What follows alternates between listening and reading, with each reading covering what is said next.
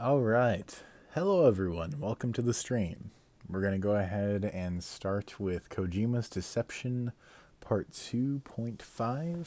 Let me go ahead and send out a test chat into the chat. Make sure that that is working. Okay, cool. It just was a little bit delayed. Perfect. Alright. Hey, how's it going, Arca? Good to see you. Welcome, Common Man. Alright. Sorry, I had to plug in my phone. Let's go ahead and get started. Wait, is it all? It is not up all the way. Let's go ahead and turn that up all the way. Okay. Back to the beginning. Good. Now then. Please try to relax. There is plenty of time. I need to tell you something. Please listen and try not to panic. You've been in a coma for quite some time. Yes, I know. You would like to know how long. I'm afraid it's been 9 years. Damn it! Nosocoma! Nosocoma! Nosocoma! Nurse! Calm down. Calm down. Right? For once, the stream's just working. Try not to panic. Hello everyone, my name is Tyson, and welcome back to my series, Kojima's Deception, where I delve into the things revolving around Kojima's recent career that point to ulterior motives and alternate truths to what we've been officially told. In today's episode, I'm going to be making some changes to the last 3 videos regarding certain details. Before we go into this, I just want to give a disclaimer to not only this video, but all preceding and proceeding videos.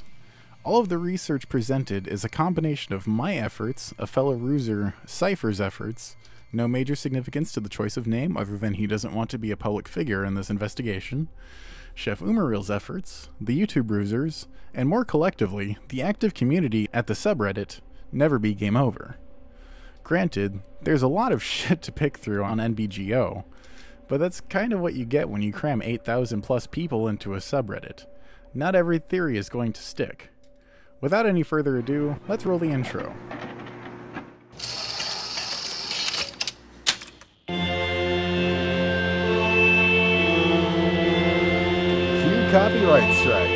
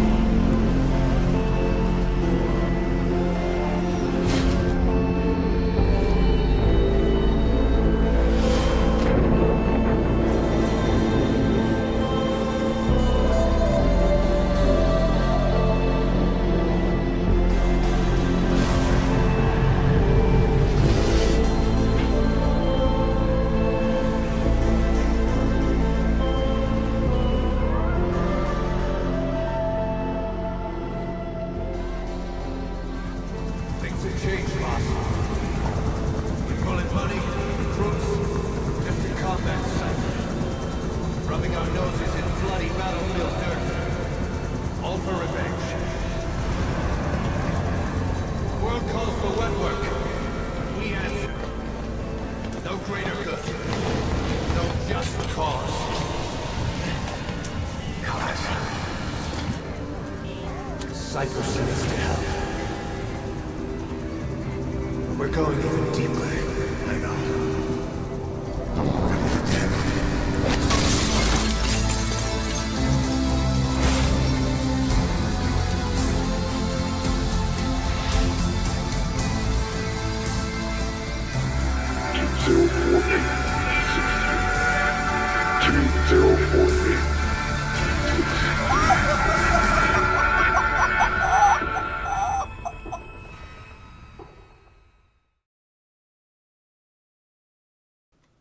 Before we go into the letter to you all, which honestly is one of my favorite parts of the entire series, I just wanted to go ahead and comment on that last ending bit. When I was editing that, what was this? This is part 2.5. So this was, I believe, around summer of last year. And that was about the peak of my my rage and my fucking pity, my self-pity and fucking guilt and everything around my relationship with my ex. And so when I was editing that part, the fucking just to combat Cypher, rubbing our noses in bloody battlefield dirt, all for revenge. Cause I'm already a demon. That part. And with the distortion effect when I applied that made it so cathartic. And so it was just a lot of fun. Yes, Tyson like the chicken or like Mike Tyson. Thank you. Yeah, I actually ended up getting a compliment by Sexy Zombie Rue, who is someone else who contributes to the series. More around part 3 and beyond. But he ended up liking that with the 0 specifically. But yeah, I just threw it into a glitch text generator. I can't remember. I think it starts with the Zalgo? It starts with a Z. But I just look up glitch text generator. You can find it pretty easily on Google. Anyway, yeah, I think I pretty much said what I was saying, which is just that intro was incredibly cathartic to make, and so that was a big part of why I made it, other than the fact that it was fun to make and it suited the series, and it was a big part of why I decided to just kind of say fuck it when it comes to copywritten content for Kojima's Deception, because I wanted to make it clear to everyone that was watching that I'm not making money on this. This is all going to Low Roar for the most part, and I'm doing this as a passion project. The rest of my content is mostly done to try and make money, but it's still a passion project. The difference is that with Kojima's Deception, it is a 100% selfless act where I am attempting to collectively, with all of the fans together, try and decipher this potential puzzle. Because Kojima's put it out there. The game is real. This isn't something that... Definitely not something I myself am making up. This is something that has been around for a lot longer than my channel discussing it has. In fact, this has technically been around since Metal Gear Solid V's release with the Phantom Pain, because of the jacket on Eli in the Phantom Pain. So, with that said, what the hell was I saying? Kind of rambling for a second and lost my train of thought. God damn it.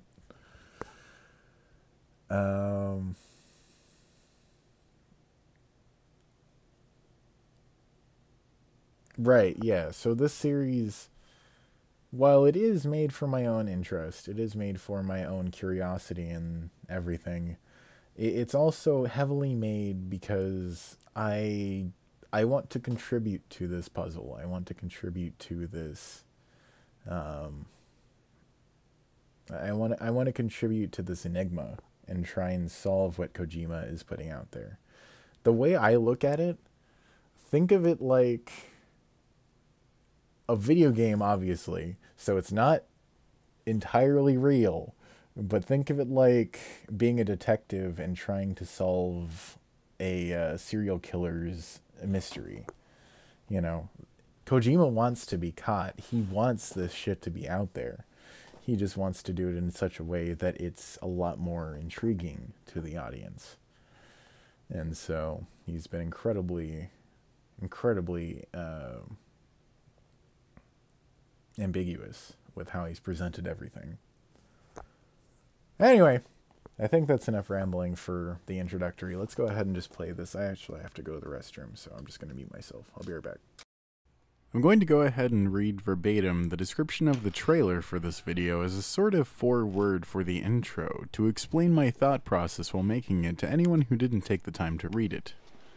I wouldn't blame you. I almost hit the character limit of 4,000 characters, and part of the reason I felt compelled to start these videos was to have a theory channel talking about this topic that actually, you know, talked aside from an intro/outro. So, here it is, my letter to you all. Enjoy. So, I wanted to do a special introductory for the next episode of Kojima's Deception, as it has been my most popular series, as well as my favorite series to make. It has given me an outlet to create something that has far exceeded the scope I had for this channel, and it has given me a new hope for humanity as I watch us all come together uniting over the boss, aka Hideo Kojima's goal of uniting the world. So thank you, Kojima-san, and thank you all for coming back time and time again. I know I'm the JonTron of theory videos and that I almost never fucking post, unless I see my shadow.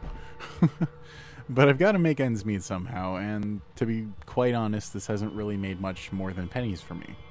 And I'm perfectly fine with that, because what I haven't gained financially, I've gained in great memories, fun times, a newfound lease on life, and friendships that I have a strong feeling will last. The ruse may or may not exist, but at this point, I don't care. It exists in our hearts, and that's all that matters.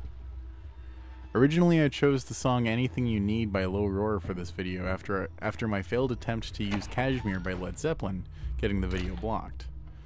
After I thought about it, however, I wanted something that stood out from what Python and Selkin usually choose from Low Roar for their videos, but also something that was symbolic. A fellow ruser, Cypher, notes that it sounds like a computer system crashing, and with the theory that I'm about to present, that's heavily important, so bear that in mind. The theme of this intro was loose connections. The reason I ended up with that as the theme was because I wanted to get smooth transitions between scenes that felt natural and could tell a story. The result was to create a dreamlike series of strangeness. I'll point you to Movies with Mikey's deep dive on Inception if you haven't seen it. And there you can see why I felt compelled to go for this, but I've recently gained a lot more respect for Christopher Nolan's hit film, a film I enjoyed but now quite fondly loved because of that video giving me that insight that a vague or ambiguous ending can have much deeper ramifications. With MGS5 having opened my eyes to the layers and layers of the Metal Gear series, a series I've played half of my life, it's also opened my eyes to deeper comprehension and interpretations of art and literature. With that said, the theme of loose connections ties in with Inception via how it explains dreams and how we experience them. Dreams. They feel real while we're in them, right? It's only when we wake up that we realize that something's strange. Let me ask you something. You never really remember the beginning of a dream, do you? You always end up right in the middle of everything that's going on. With the theories that MGS5 and potentially not only the MGS series, but the whole Silent Hill series being VR tied to Death Stranding, I wanted to not only have a video that visually represents that, but also a video that visually represented what it's like theorizing between these two games, while also semi-representing the theory of separate layers to Death Stranding's virtual space. Metal Gear Solid V is a big boss simulator. You play as someone brainwashed to be Big Boss, essentially simulating him.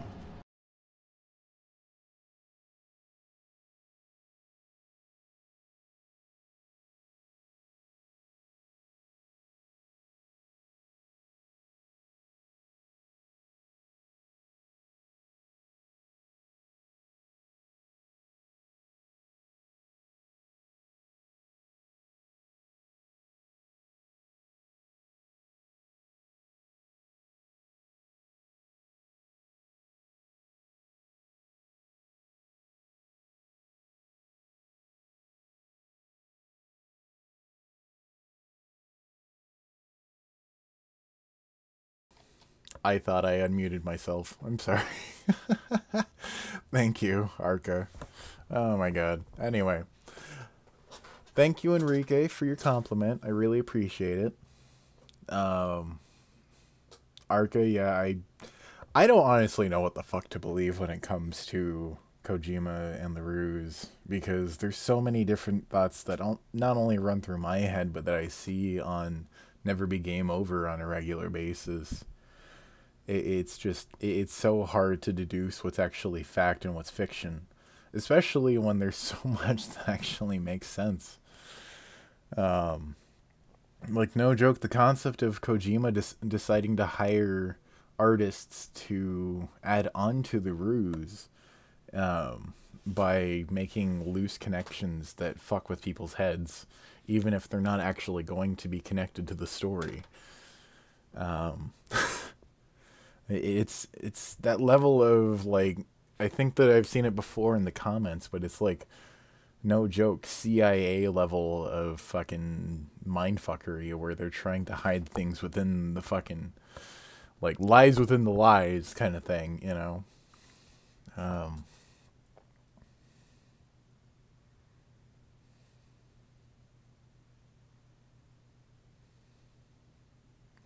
Yeah. It definitely seems that way. Kojima's been a lot more Metal Gear focused recently.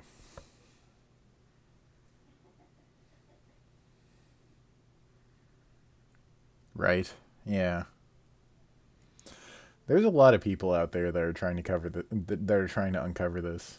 I'm honestly completely blown away that so many people have been watching my series. And I want to thank you all for not only being here tonight, but for supporting me throughout this, throughout the creation of Kojima's Deception. I know that it's a lot like waiting for a JonTron video, and I've said that before in my videos, that I'm like the JonTron of theory videos. But I assure you, it takes a lot of time to formulate these ideas for a video. And, yeah. Dude, those videos have fucking blown up. I'm just waiting for that to carry over into the rest of my channel, because this series isn't all that I put a lot of my heart and soul into, you know? Yeah. I really hope so. I really hope that Kojima ends up proving me and Python and Selkin and all of Never Be Game Over. Maybe not all of Never Be Game Over, but a lot of Never Be Game Over to at least be on the right track, you know? That there's something more to Metal Gear Solid V and something more to Death Stranding than what meets the eye. Alright, let's go ahead and continue. I was just responding to some comments, but let's go ahead and continue. David Hayter, aka the real Snake, was replaced with Kiefer Sutherland, a similar voice to an aged Big Boss, but still only a simulation of the real Snake. Venom is essentially the OG Vape King with a Phantom cigar, the world's first e-cigarette designed to burn a blend of various medicinal herbs, whereas the one true Big Boss smokes nothing but the genuine article, real cigars. I gotta pause that for a second. I totally forgot that I said he's like the OG Vape King. Oh my god, I need to meme that. I should have memed that. Ugh! I've gotta fix that at some point.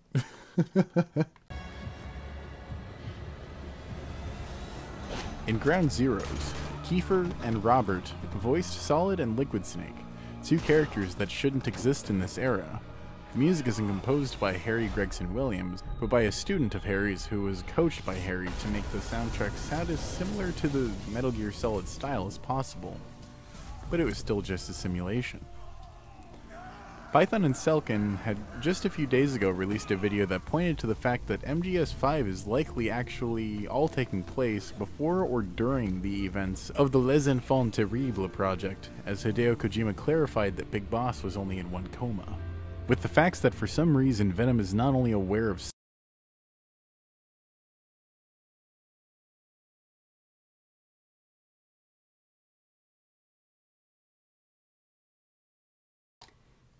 Okay, I don't know what happened. The audio got fucked up. We should be good now.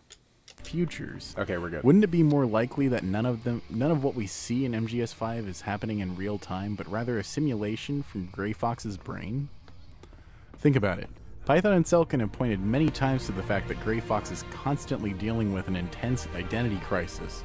Wouldn't it make sense that his memories are just as fucked up as his sense of identity? Python and Selkin also pointed to the fact that what Ocelot says about Paz during Venom's hallucination of the medical bay is almost 100% likely to actually be about Venom, not Paz. Anything that contradicts his internal timeline is simply rejected. So 1972 is 1984 because 1984 is the most hellish thing that Gray Fox can think of. A world where people don't fight for their own ideals, but for money, for the government, and for bureaucrats. A world where people fight for basically nothing but the mindless instinct to push forward and listen to what you're told.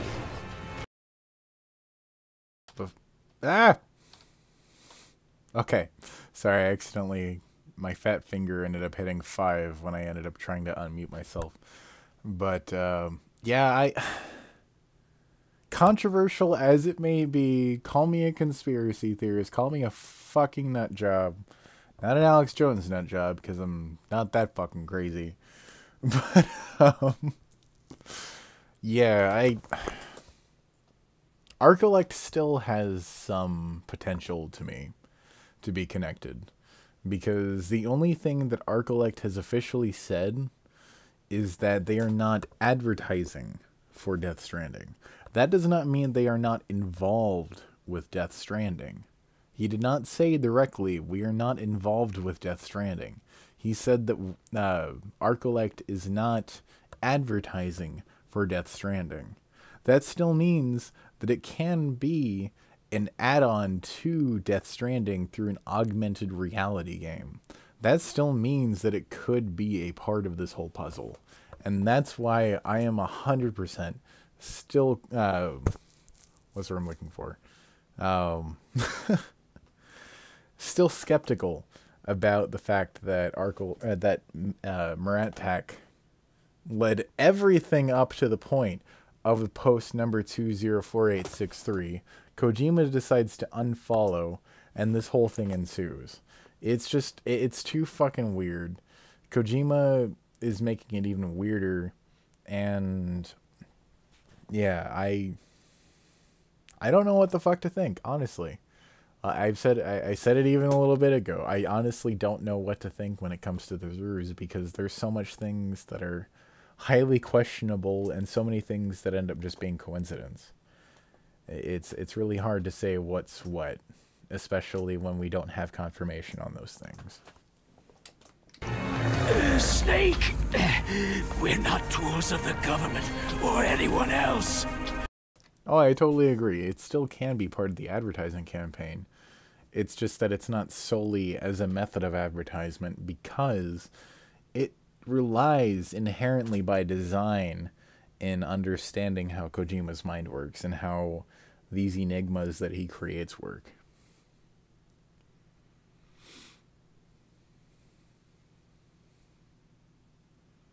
Yeah. And that's kind of why we'll get to part 3 when we get to part 3, which is going to be the next stream, because I am so not going to be able to do part 3 tonight. Like, no joke, I would be up until 3 in the morning my time. I gotta work tomorrow, guys. But, Arcolect, Lena Katina, Silent Hills, Sony ads, at best coincidence, fishy. Yeah, definitely. Thankfully, I don't work until tomorrow afternoon, so it's not a big issue that I work tomorrow. But I can't stay up until fucking 2 or 3 in the morning doing streaming, especially because I live in an apartment complex. This might end up getting loud. It's already 9:30 as it is, so it's gonna at least take until midnight. But anyway, what was I gonna get at? I think I already basically explained, like, yeah, when I made part 3, I basically explained in the ending segment, without even using words, that I wasn't 100% on board with Rat Pack's explanation of everything. Alright, let's go ahead and play the video. Fighting was the only thing I was good at. But at least I always fought for what I believed in. Snake. Farewell.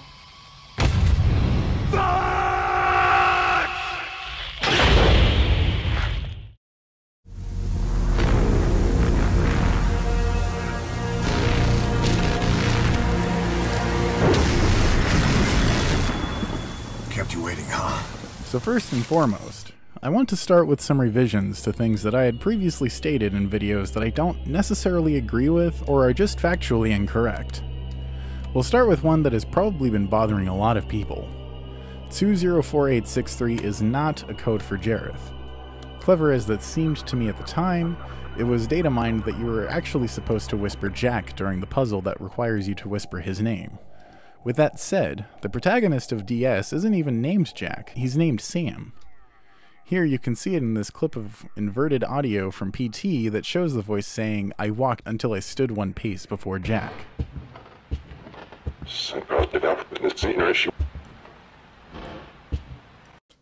Alright, if you'd pay to hear me fucking scream it. FUCKS!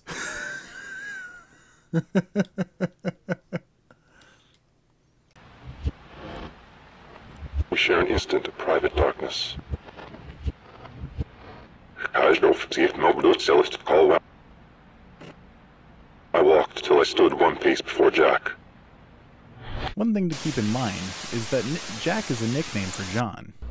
We'll go further into the connections later in the video, but what I thought was important was correcting myself on the 204863 enigma. What's worse is that my roommates are awake. My neighbor is a nocturnal, so I'm not actually that concerned, especially because it's still 20 minutes until when I'm technically supposed to be quiet, so not an issue. At most, my roommates might be concerned, but they know I'm streaming, so it's not a big issue. I apologize if I piqued anyone. Dan actually told me about this in a comment, but I wasn't quite all the way caught up with everything as far as NBGO and the subreddit at the time of making part 2, and especially not part 1. On top of this, according to Python Selkin's analysis, 204863 might actually be the coordinates to the Bermuda Triangle, which was further hinting at the time that Death Stranding might be taking place in multiple universes, which has since been confirmed as of the third trailer. Depending on the negatives and order of the numbers, you'll get different locations across the globe that correspond to locations known to be attached to the MGS series, or real-life events that have been tied to the MGS. Honestly, I couldn't help it. I fucking love David Hayter, and he is a huge inspiration for me, and yeah. Especially, you missed Fox really loudly.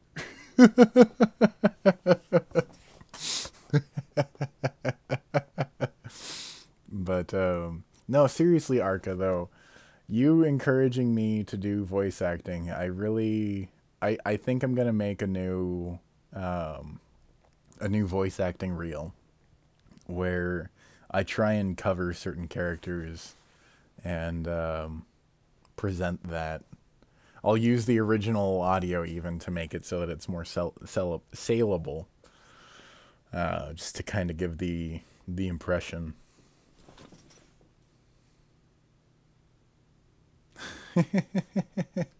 Yes, series.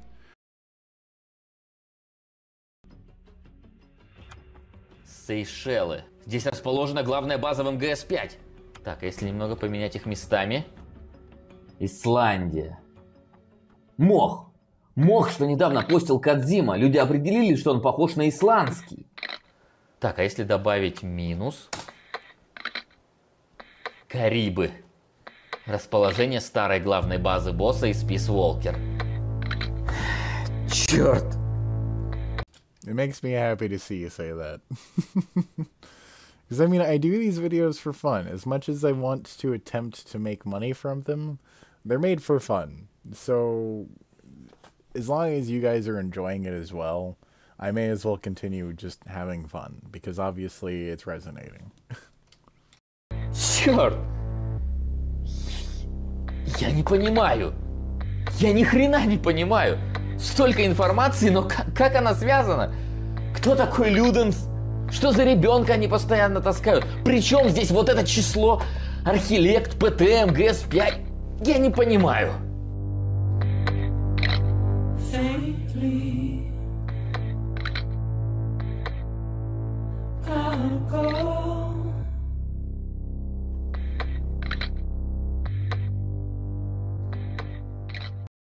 Dude, if fucking Konami got in contact with me and was like, hey, Retro, we need you to make an audiobook where you read Metal Gear Solid, the novelization, I'd probably shit bricks. There are other possibilities of the meaning of 2048. Fuck, if it's not illegal, I will look into the legality of it.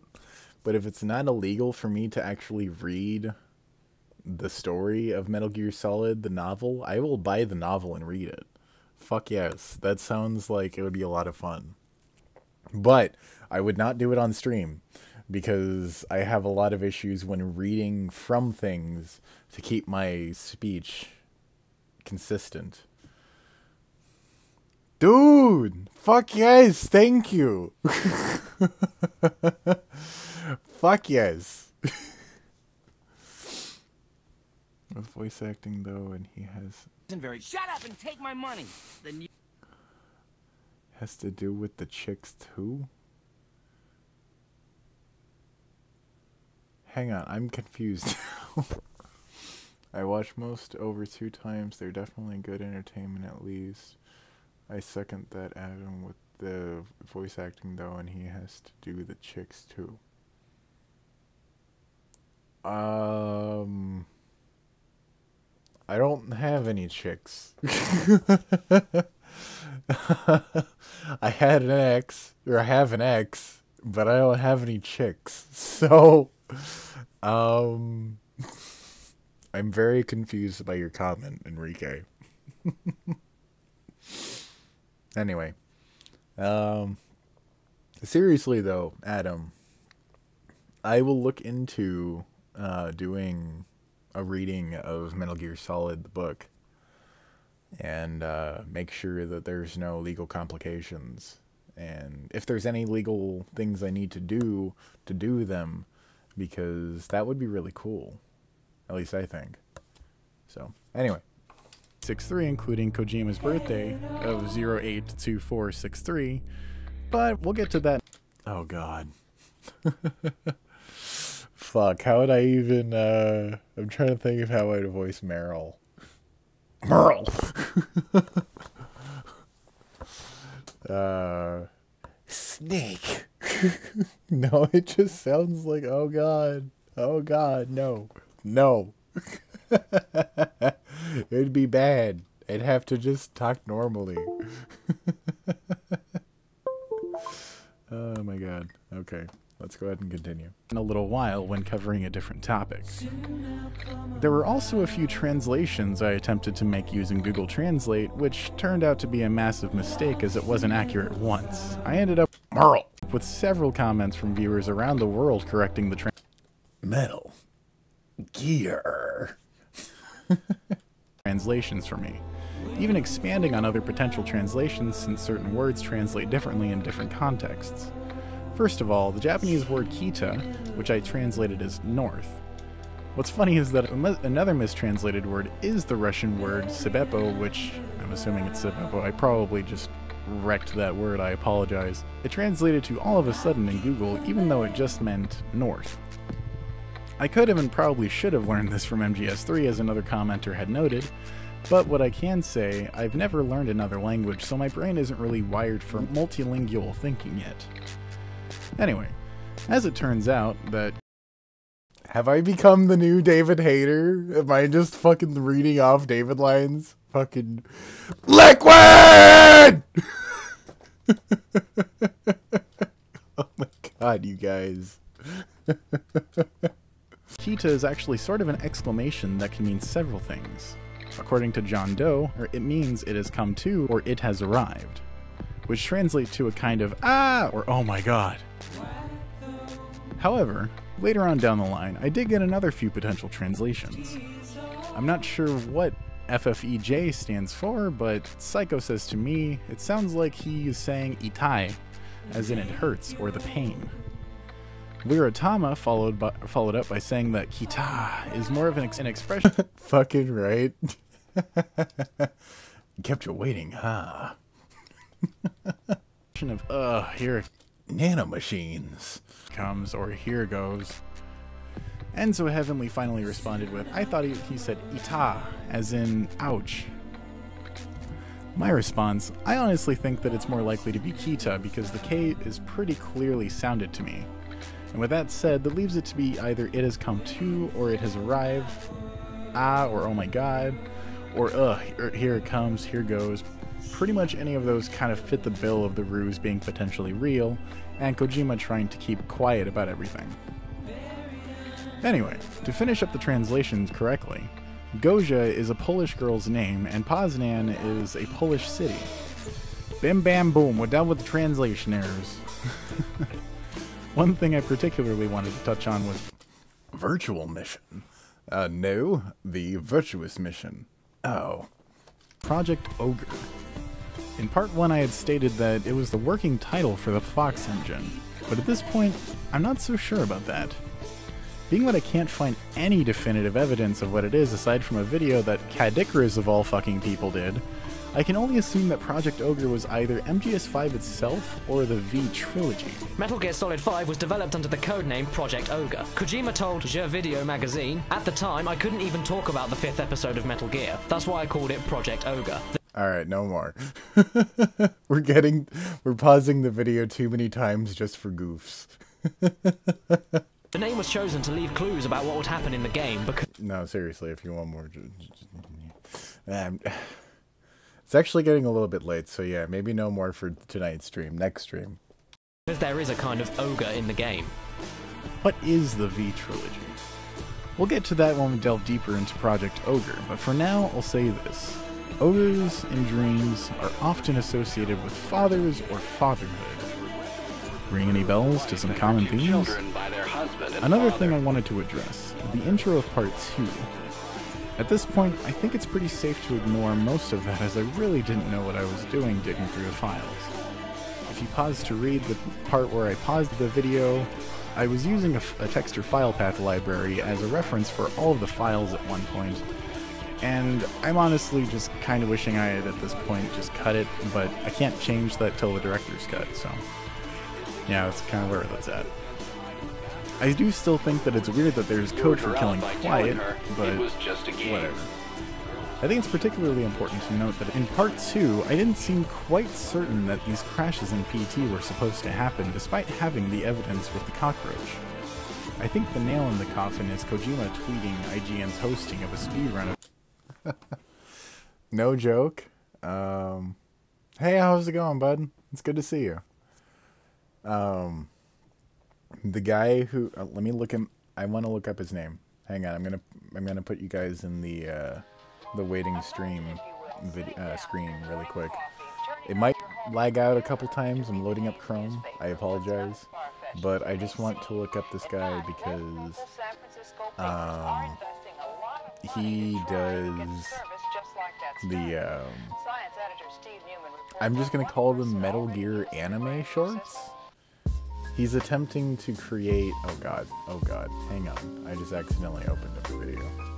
Shit. Okay. Open up the new tab. There you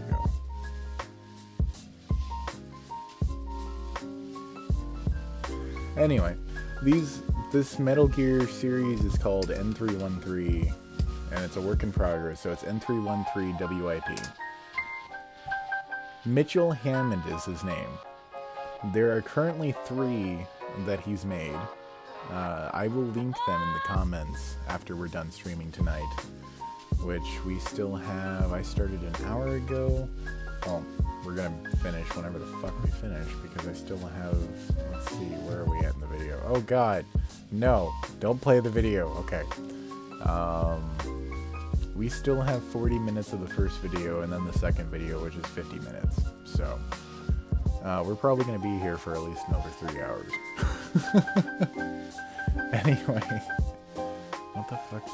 Oh, what the fuck? I did not open Twitch. Go the fuck away, Twitch. Go away. I did not open you. I did not. Go away! I closed you! I need to open the task manager. Hang on. God damn it.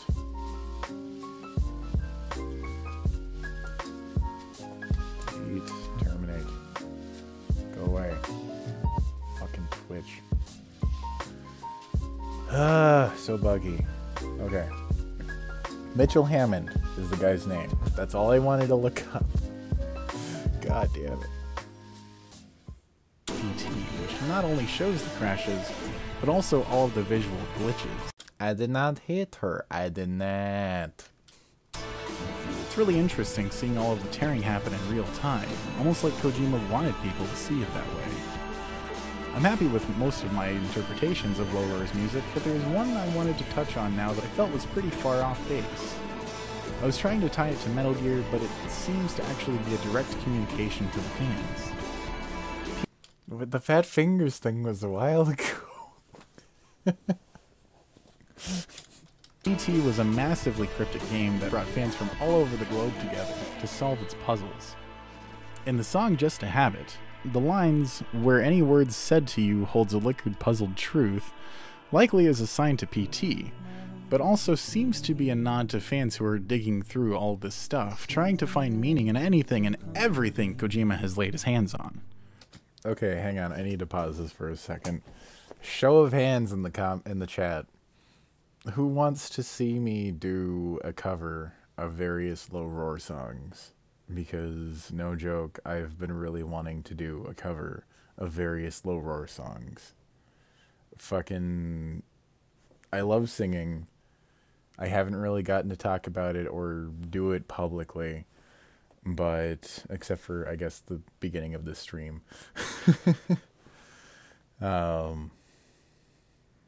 But it's something I've been wanting to do for a while.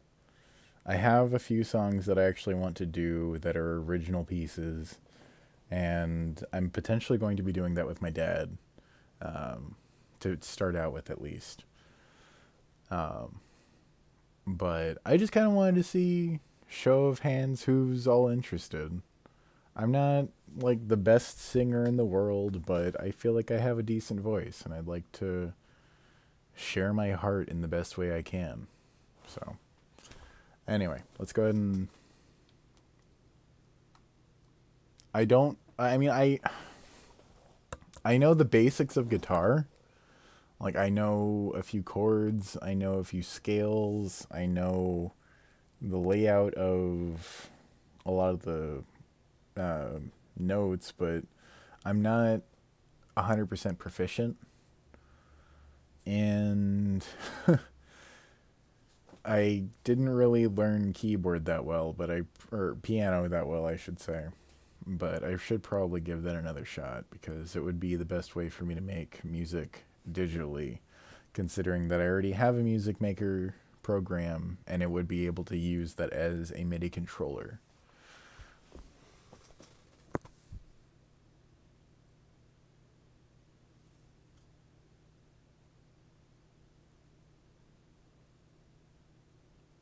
Okay.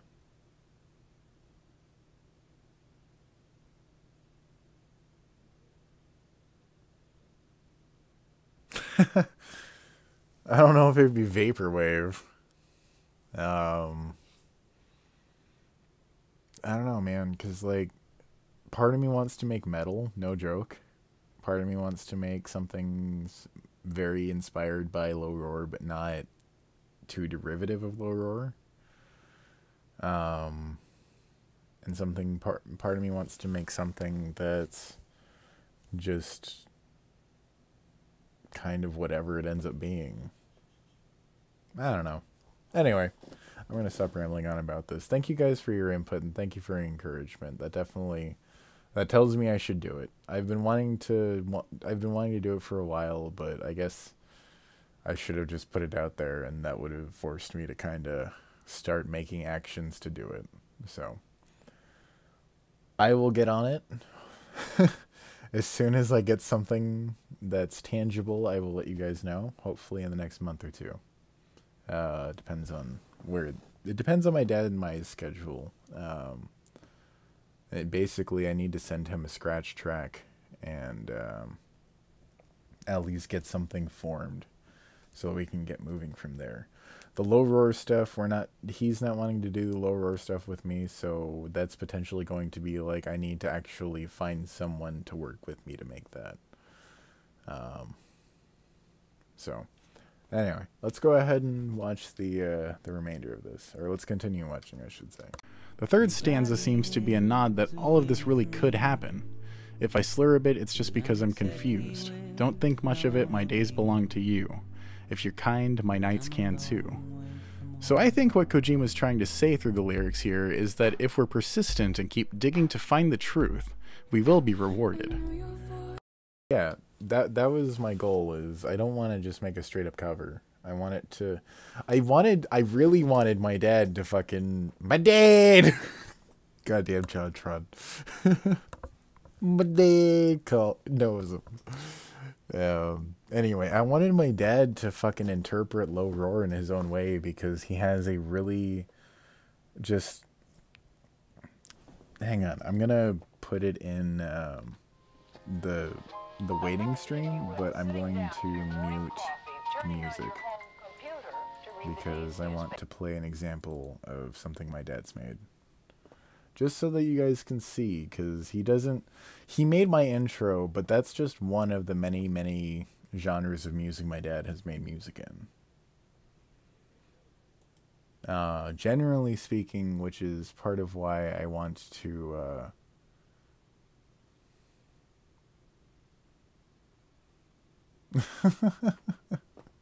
that would work. But anyway, generally my dad makes ambient music. And I think that he still has some on his channel.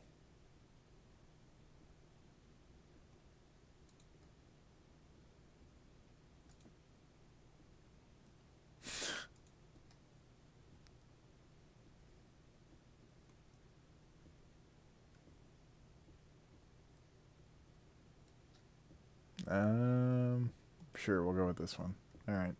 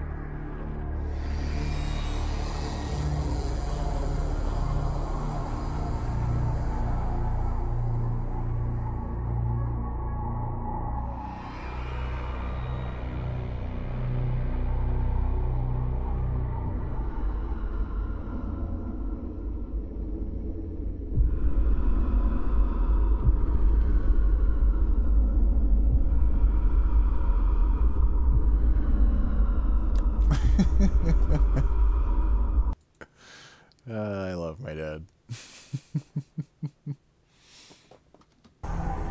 I didn't want to do that. I hit 3 to switch over to the pause stream, and I went to the third part in the video.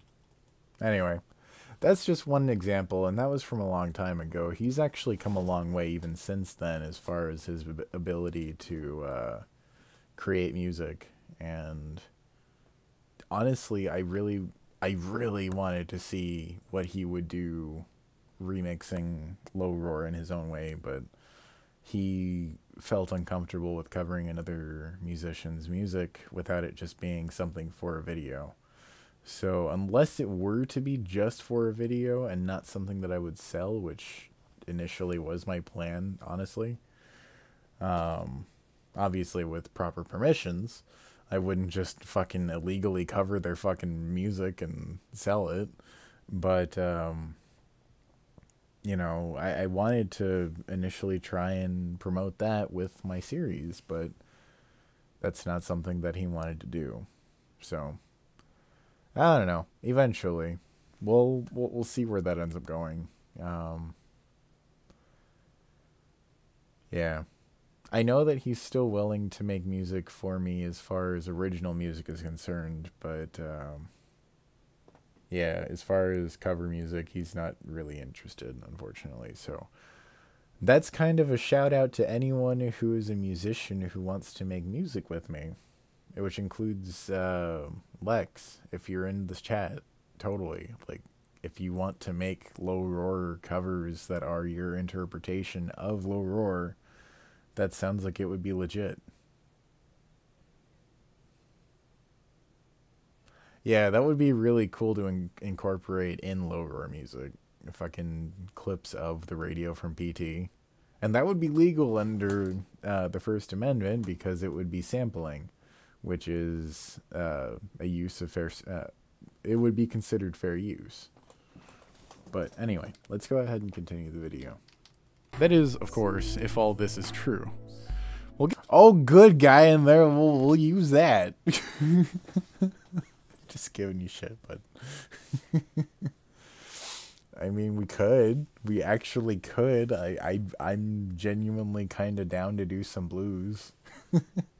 We need a guitarist and a drummer, maybe a bassist. But anyway.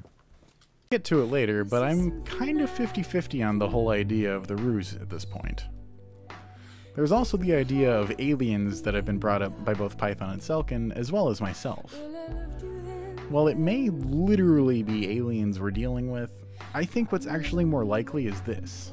Aliens are an analogy for artificial intelligence invading our world, a la The Matrix. So before getting into the thesis of what this piece is, I wanted to go ahead and take a moment to explain a few things. First, guys, I hate to say this, but Kojima not only played you all, but definitely me like a damn fiddle!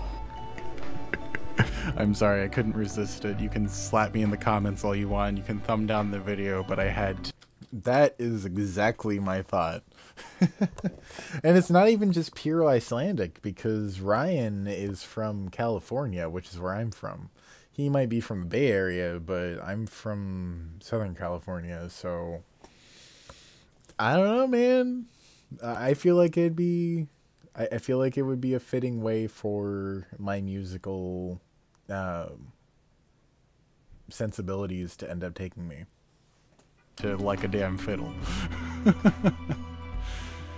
He built so many different diversions into his ruse that it all seemed real. But after much discussion with Cypher... You did, and it hurt. Damn it, Snake! You haven't got me yet, brother! That doesn't seem to be the case anymore. Disarmament? It was never supposed to happen. It was Kojima's way of creating a true war without end from 1984. A war economy built to keep people in fear and under control. As a result, this also means that Chapter 3 was never supposed to happen. Chapter 3 wasn't cut content. It was a story that was meant to be left unfinished to keep Rusers distracted on an unattainable goal, while he was working in the background manipulating us all.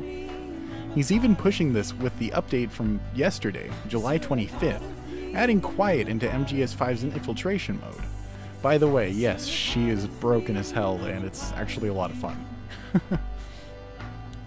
I think the big proof that both of these things being unattainable was on February 5th, the day that they manipulated the nuke count down to 0.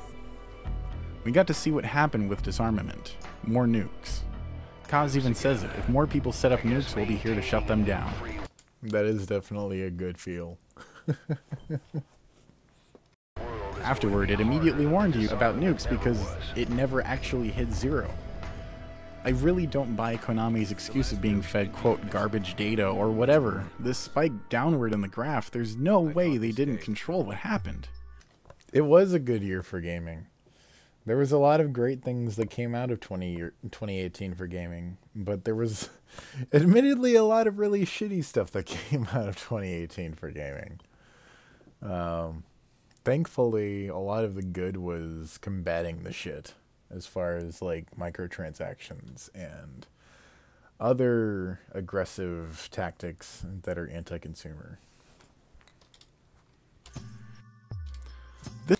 Quiet is semi-broken. Quiet's at least broken when it comes to infiltration, because she goes invisible and she has super sprint speed. So, yeah, I don't know. Quiet's not broken to take into battle with you, but Quiet's broken when you're playing as Quiet. This is all to prove to the player that MGS5 is a chiral mirror image of George Orwell's 1984. What am I getting at with all this? Well, it seems to me in Cypher that what Kojima is doing with MGS5, Survive, and Death... I completely agree, Anthony. It was a great year for single-player games. And single-player games really need more people and developers to see, and by that I mean, but by people and developers I should say indies and AAAs, to start making more single player experiences, because there's such a massive market for it. It's not something that has diminished at all. In fact, I would say it's increased, because well, social media has brought us together in many ways, and this is not something new for me to discuss. It's kind of new, but for discussion in general, it's not new at all. Well, social media and the such has brought us together. It's also torn us apart, because now we're kind of seeing a lot of the things that we didn't really see before. Like, you know, some of the uglier sides of the other side of the argument that really turns us off entirely to the other side of the argument. Which increases xenophobia in general. Yeah, I don't know why the fuck I ended up. Hang on. I'm trying to see what in the comments actually made me decide to talk about fucking social media.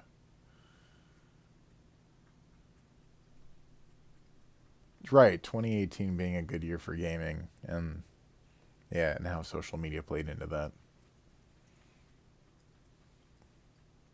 Game industry is definitely going to change a lot. Dude, I'm expecting the next generation of consoles to not have optical media, because Rich of Review Tech USA fucking predicted that this generation wouldn't have optical media. But I knew that it'd be too soon. I knew that people wouldn't accept it. But they would see that this generation, it doesn't fucking matter if you have optical media, except for the fact that now you can actually sell it still. But regardless, that's the only thing. You still have to download shit. So if the console manufacturers take away the option entirely, then what fucking point is there? And what'll likely happen, in my opinion, is the generation after that, there won't even be fucking consoles. It'll probably just be PCs. And in fact, PCs will be so fucking small, we'll probably just have phones that are fucking game controller adaptable. Who fucking knows? It's, honestly, it's where the next 40 to 50 years of games and technology go is going to be fucking crazy. Because already where we are is fucking crazy. I mean, for me, it feels like it was, and I'm only 24, you guys. Just keep in mind, I'm only 24.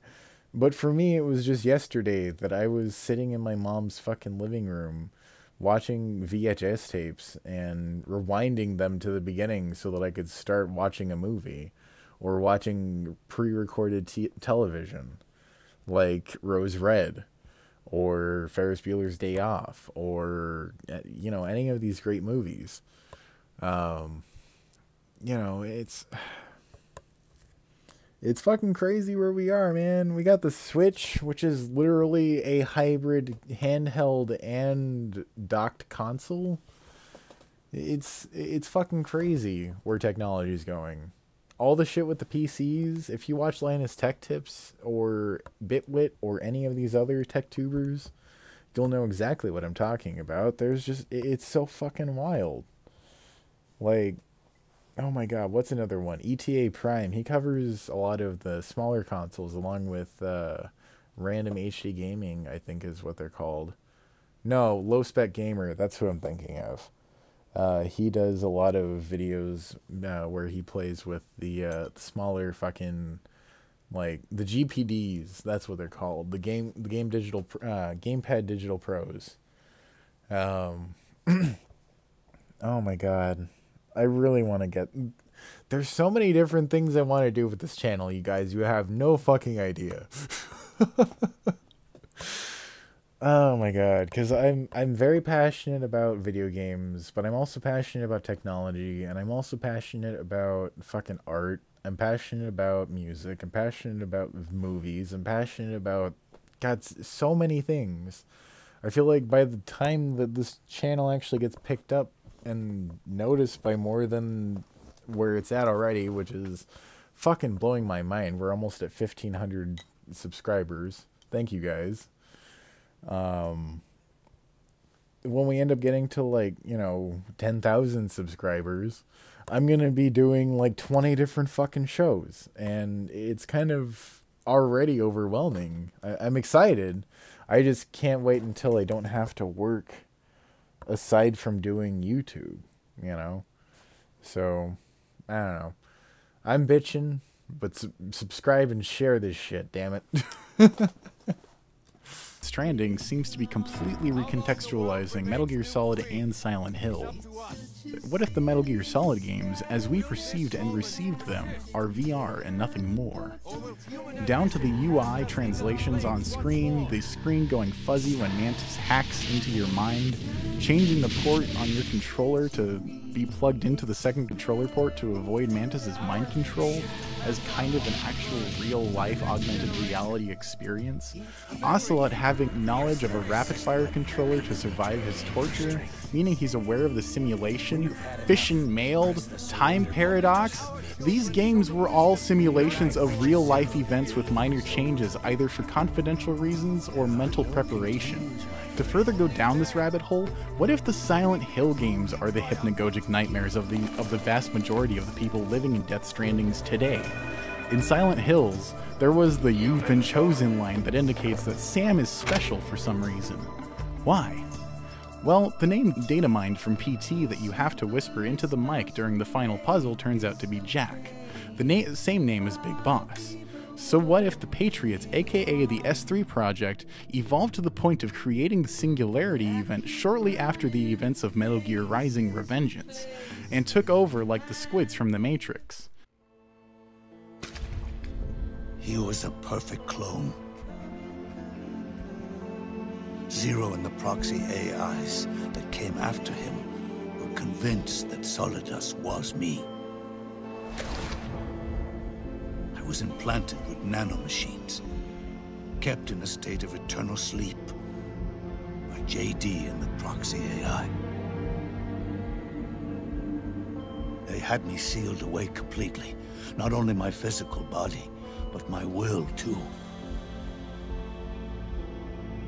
The technology was similar to what they used to restrain the B&B members you encountered. For me to wake again, the system had to be destroyed, one way or another. Ocelot and Eva wanted two things: to bring me back to life, and to end the Patriots. That meant destroying the AI and killing the man, JD and Zero. Right before you uploaded the virus into GW, the way to JD was opened, but only through the physical manifestation of GW. I'm just gonna pause it before all those comments disappear.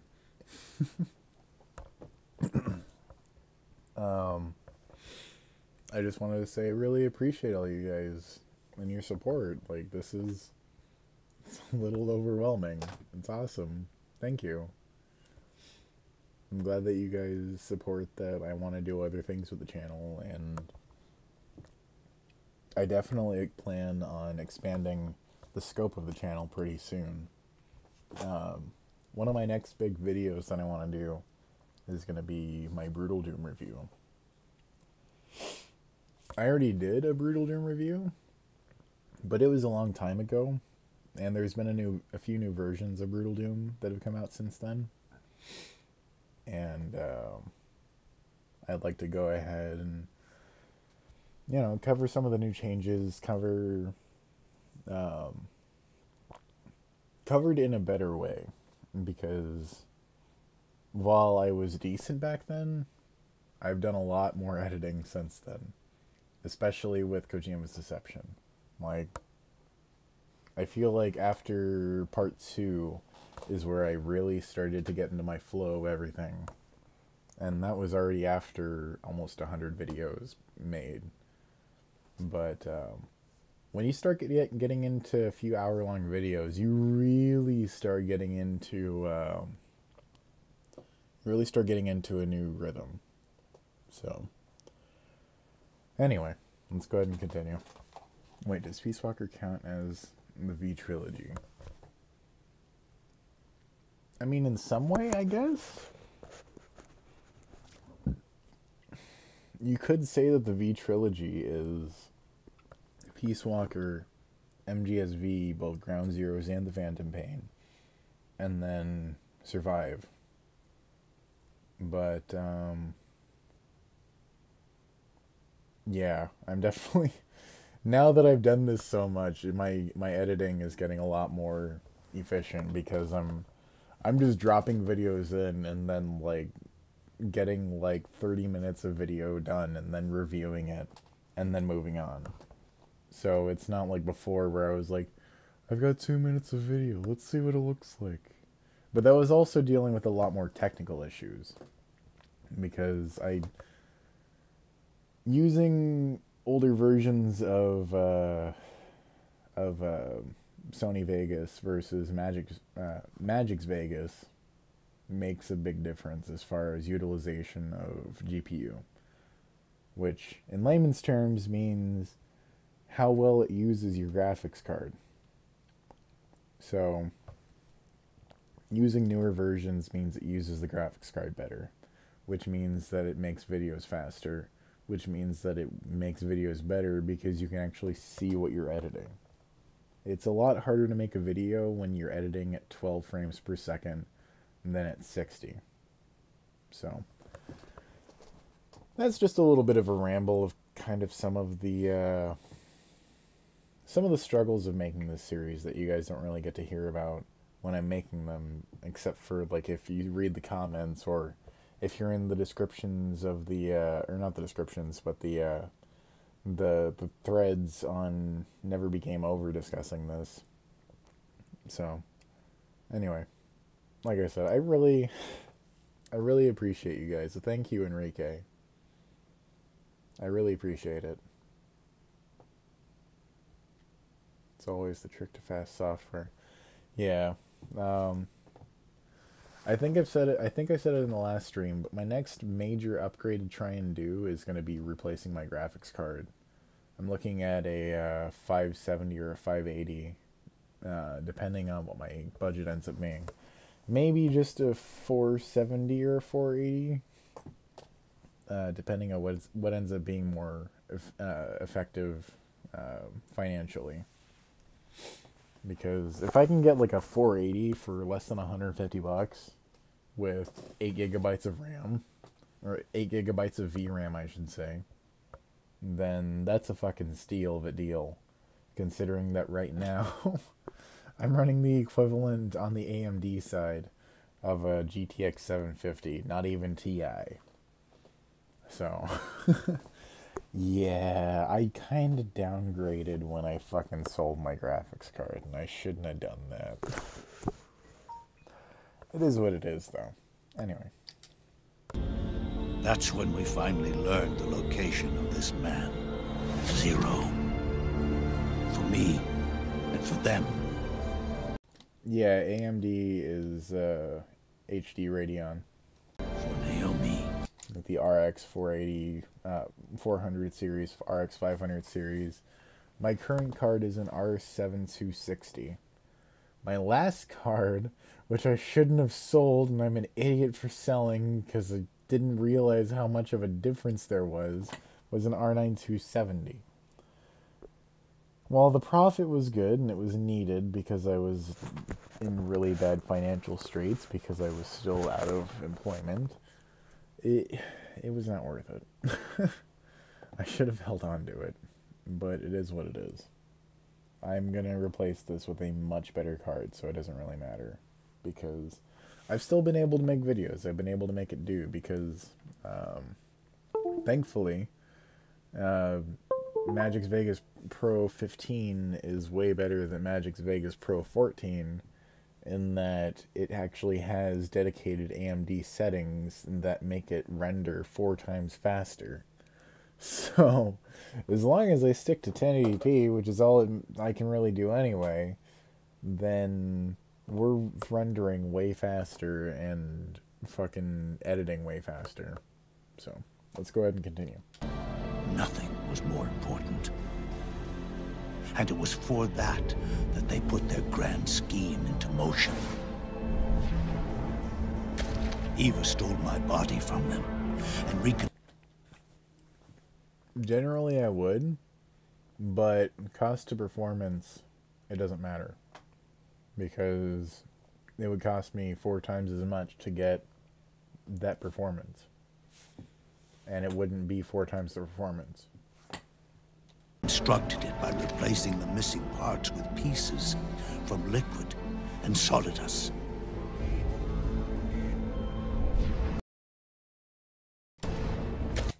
I'm not an AMD fanboy by any means. I was actually a GTX fanboy initially, but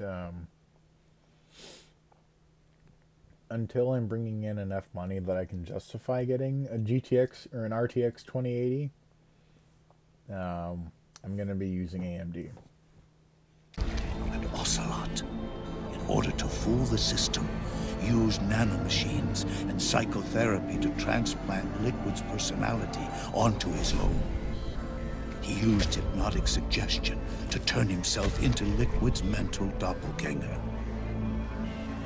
For all our advances in nanotechnology, information and genetic control, they've never managed to control people at will, let alone turn one person totally into another.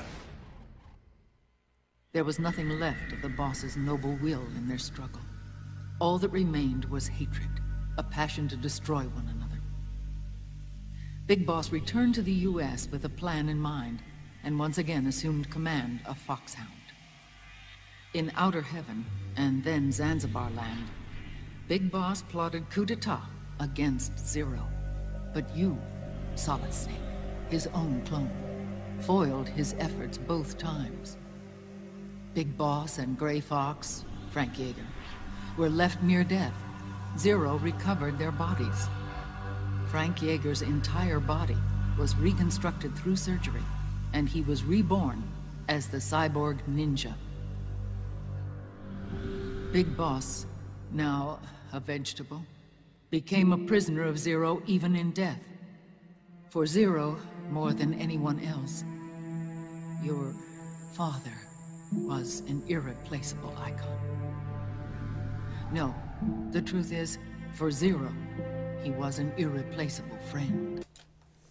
Okay, so to get equivalent performance between the RX 580 and a NVIDIA product, you need to get a 1060 or a 2060 or a 1070.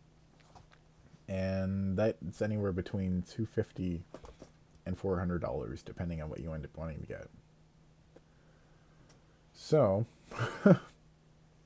Considering that, and that's MSRP, by the way. That's not if you go on the used market. And the used market, in the used market, you end up risking, getting faulty cards or getting ripped off. People who can reprogram cards to look like they're something else even though they're not, kind of thing. But yeah, I don't know. I guess all I'm getting at is be careful when you're buying your equipment. After Big Boss's betrayal, Zero could no longer believe in something so uncertain as life. He lost his belief in everything. Nations, organizations, individuals.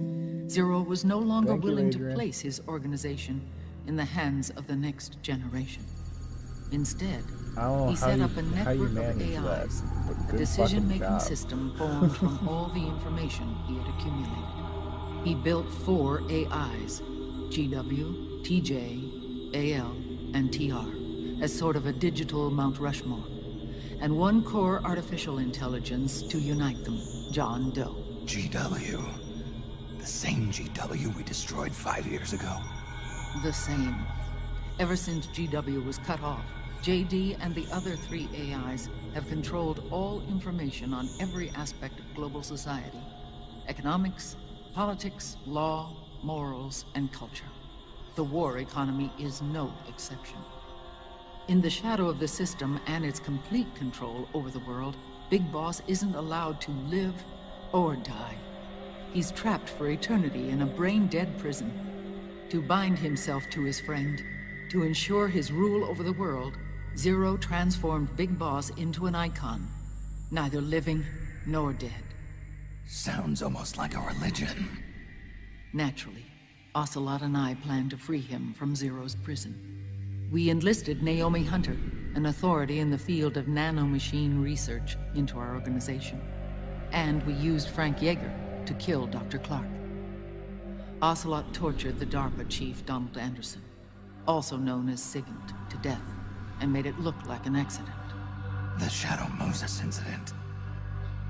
With Paramedic and Sigint dead, Zero was the only one left. But we too paid a price. I lost Ocelot. Ocelot wasn't fighting for the Pentagon or the Russians, and certainly not for Zero. He was fighting for Big Boss. He idolized him. It all starts with virtual reality, the latest new craze that everyone's been going nuts over. That just goes further and further until S3 is using VR to control our minds in a hypnagogic state, putting us all on life support for social sanity. Ironic, since this means the machine definition of society means it doesn't exist anymore. Before this though, look back at MGS4 showing that kids were playing war games that they thought were cool, then reality came crashing down. Naomi, what happened in the Middle East? What you saw was the soldiers' emotions run amok. Another product of the system.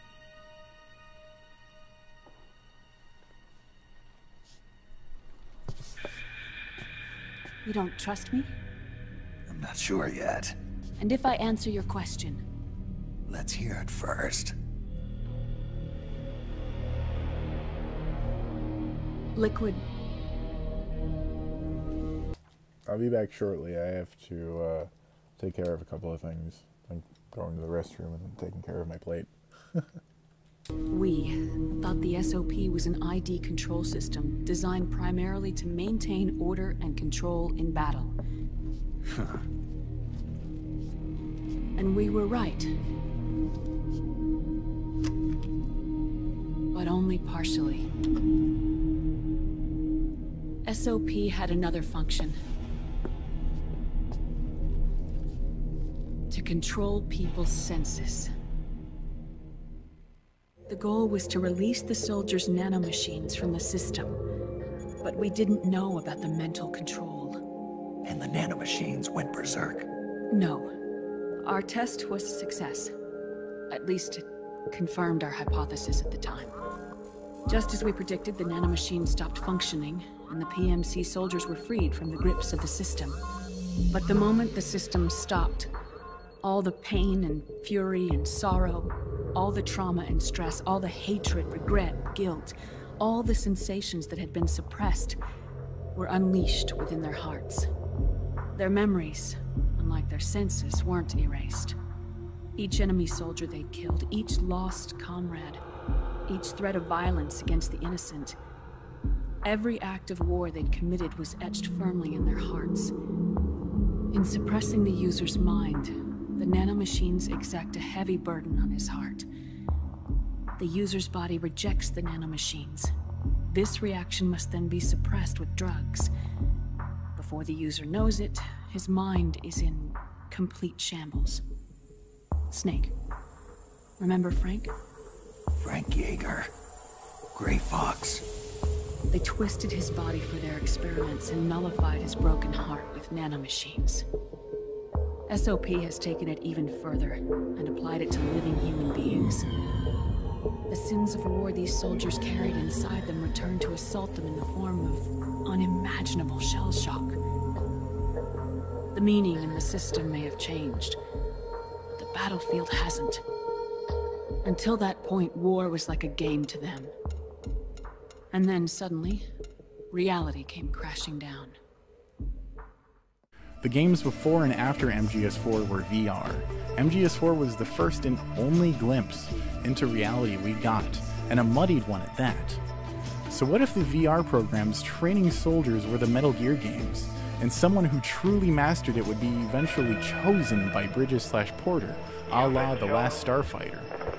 Only the twist being that the games are experiences of people being relived from their memories, altered as mentioned before, kept in their harvested brains, and on repeat for all candidates to, quote, play. One detail that I noticed from NBGO is that MGS5 is one of the first games in the series to use fake gun models despite being based on real guns. Supposedly it's to avoid paying royalties, but A, MGS5 had a huge budget, and B, Peace Walker also used the fake gun names. It's weird considering that every other game in the series back to Metal Gear 1 used real gun names.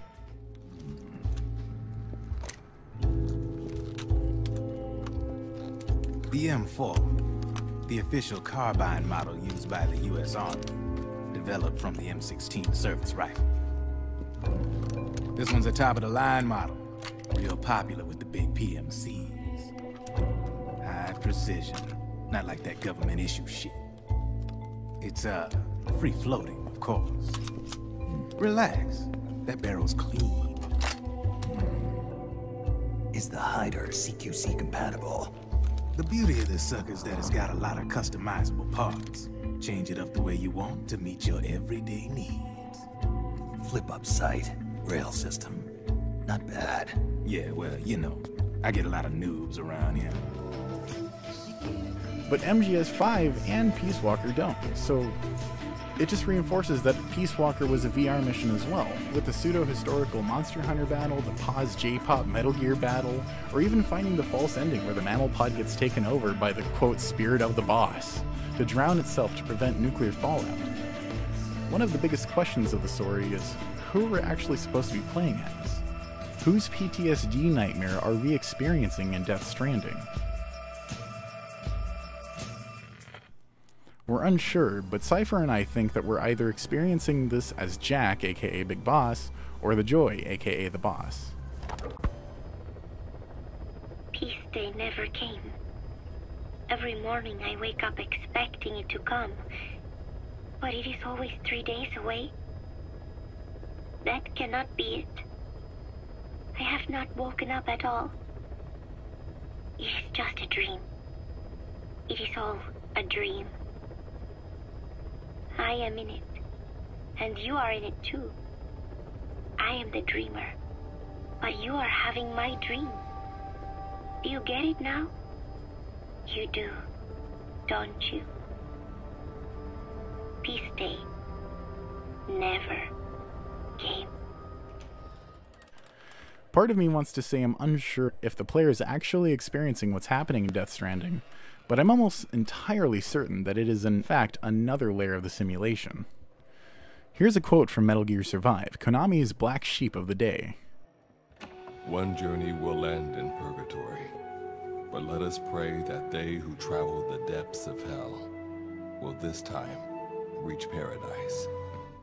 Death Stranding's underwater sequence was referred to as Purgatory, where you can explore outside of your body, collect your things, and return to the present as death is permanent and what effect it had on the world, i.e. those massive creatures detonating, creating a black hole. If the underwater world is Purgatory, could the main realm be hell? Metal Gear Survive, as Python and Selkin had noted, has many allusions to Dante's Inferno, such as the layers of hell, not to mention the obvious allusions to Death Stranding via the water in the sky. No, that isn't metallic archaea. That's your character's mind creating yet another explanation for an unexplainable phenomena. This happens all throughout MGS5 in the form of Venom's many hallucinations. For more information on all of this, you should definitely watch Python and Selkin's ultimate analysis for MGS5 and any other analyses they have released since then. As usual, you can find the playlist in the top card in the corner or in the description with this series, as well as their analysis and source of materials of discussion. I'm going to go further into this in the following videos, but I wanted to clarify what Cypher and I think Kojima is going to do with Death Stranding's story. It seems to us that Death Stranding is going to be a three-layered world consisting of Purgatory, Paradiso, and Inferno, all outlined in Dante's Inferno and actually furthermore the Catholic Church. Essentially, it seems like Death Stranding is going to be a VR world similar to The Matrix, but using Dante's Inferno as a basis for the environments, while also using science to explain the strangeness. Paradiso seems to be where we see Sam with his suit, while Inferno seems to be Sam being naked. Speaking of things being naked, Kojima? Seriously, if you're not involved with Konami, explain how and why you were allowed to use the name of Konami's flagship series that you're no longer supposedly legally allowed to use the namesake of.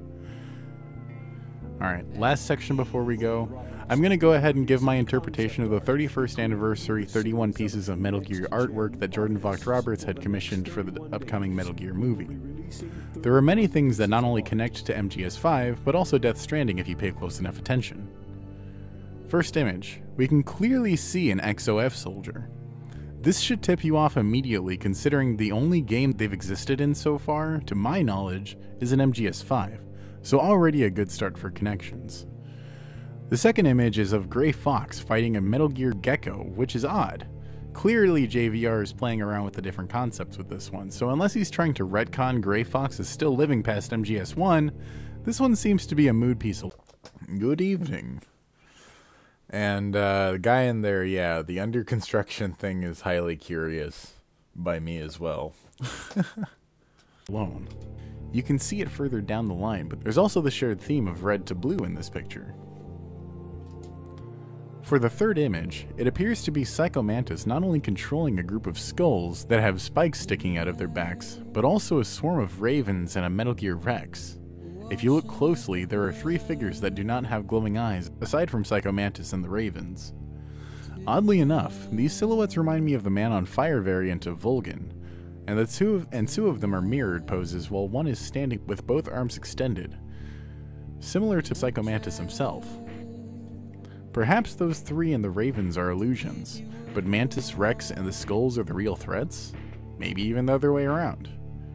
That is possible considering the theory that the lens flares are a sign of Venom and the player being brainwashed, or a sign of the effects of the brainwashing. The fourth image has me highly intrigued. Remember the blue to red motif that everyone noticed when switching from Ground Zeroes to the Phantom Pain?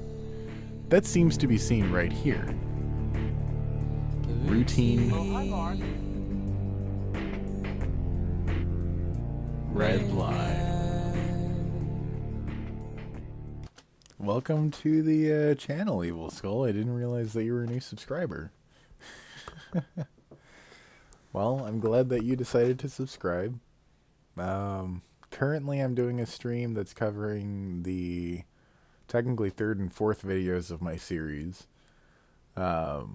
Kojima's Deception, or fourth and fifth technically if you consider the prologue separate from part one, but it's kind of in my mind a retroactive addition to part one because it really should have been there. But I was too new to really know that that should have been there.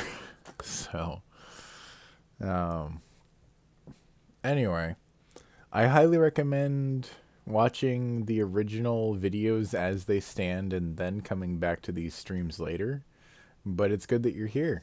You can just hang out with us and kind of see what this audience is like. I feel like it's a very accepting community. And we've got a lot of theories regarding Death Stranding. So, let's go ahead and continue. The fifth image is interesting to me, but for reasons you're likely not expecting. Visually, this is reminding me of the rice paddy fields of Vietnam. What's another thing we've seen and discussed somewhat recently that has to do with both Metal Gear and Vietnam, theoretically? Firebase. I feel like that's exactly how it's going to work, honestly. Basically, those who understand what Death Stranding is supposed to be are going to have a better understanding of how to play the game before those who have to kind of learn completely raw just starting the game up, you know. And it's completely unknown how it's even going to how it's going to implement using a social method of puzzle solving, other than the fact that, like Silent Hill, it's likely going to use, and this is, so it's going from fact to conjecture, the idea that, like Silent Hill, it seems that Kojima is likely going to use language as something to unify us, because we will need to work together in order to translate these things. I mean, we can somewhat use Google to be able to just take a picture or look at something and have it translate something on your phone, but it wouldn't be as smooth or as accurate as having someone who actually fluently understands the language, understand it, and translate it. I honestly hope the movie even happens, man. Cypher 204863 is what he's known as nowadays. He used to be Target Watch. He seems to think that Jordan Vogt Roberts' movie is actually going to be a Netflix documentary, which I would be awesome. I would be super astounded to see that, but I really wanted to see a Metal Gear movie, man. I really wanted to see a Metal Gear movie, and especially by someone who's such a huge fan, someone who's so passionate about it. You know, I feel like it would be like if I were to direct it, you know. Like, I've been watching this, I have been playing these games since I was 12 years old, actively.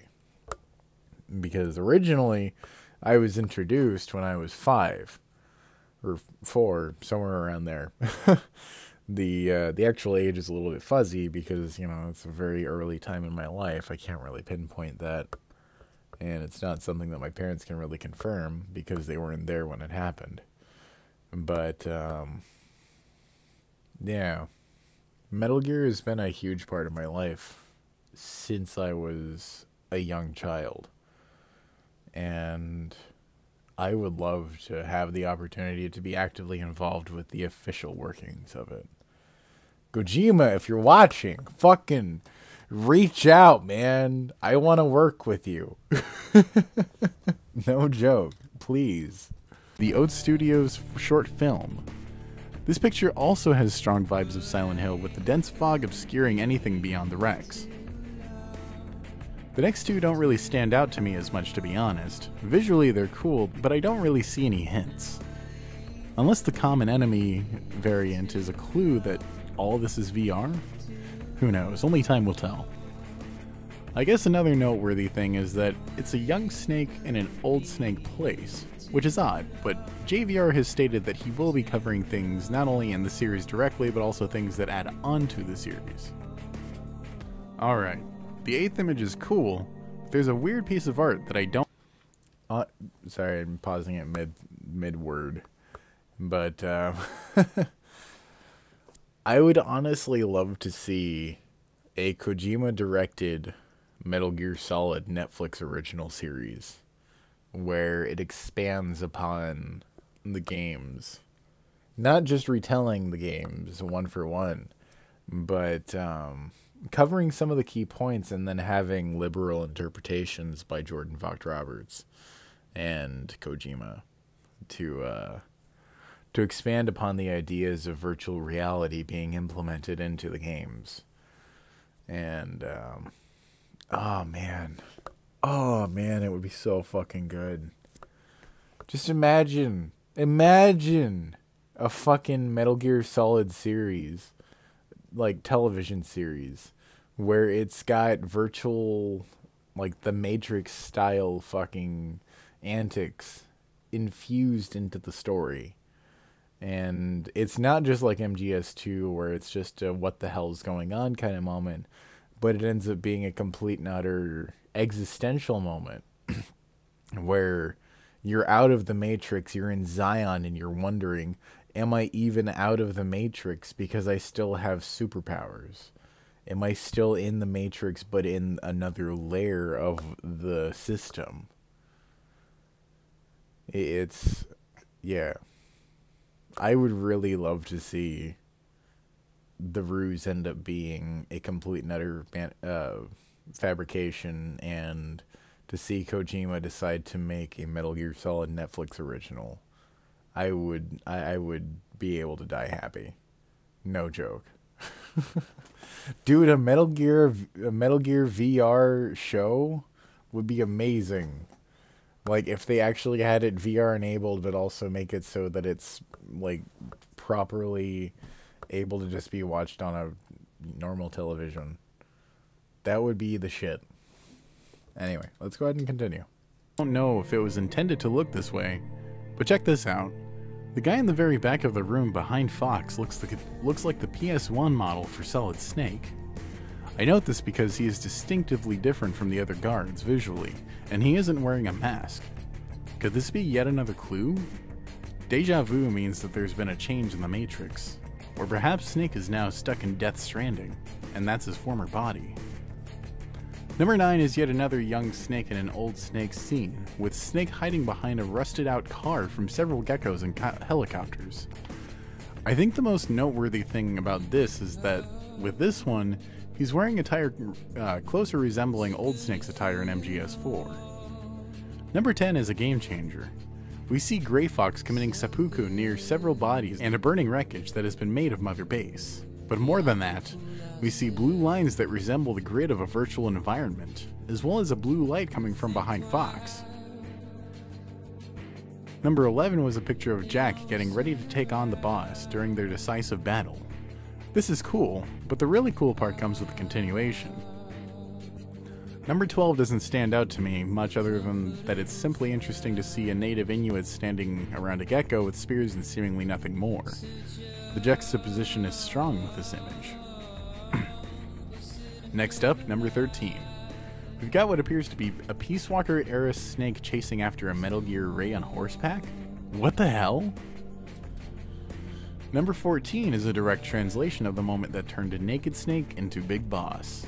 More than that though, it's a picture of after he pulled the trigger and the field has already turned red with the blood of the boss. Yeah, and honestly, number 15...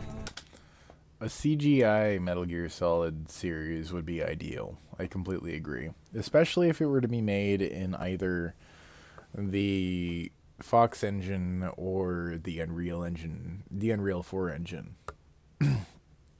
I feel like those are the two best engines to create something that would be able to be made with real-time rendering and would save them the most amount of time as far as being able to make a show for a more regular basis. And I feel like Metal Gear honestly fits that style of content perfectly. It's a shame that Konami hasn't really tried to capitalize on it up until well, not until now, but capitalize on it until at all really. And it's hopefully what they end up doing. Even more hopefully with Kojima's blessing and potentially even control. Unity, I honestly feel like Unity is pretty damn close to UE4.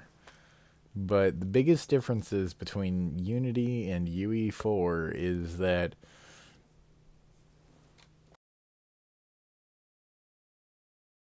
sorry, I had to burp, wanted to mute it. The biggest differences between Unity and UE4 is that Unity is more focused on ease of use. And so there isn't really much need to code.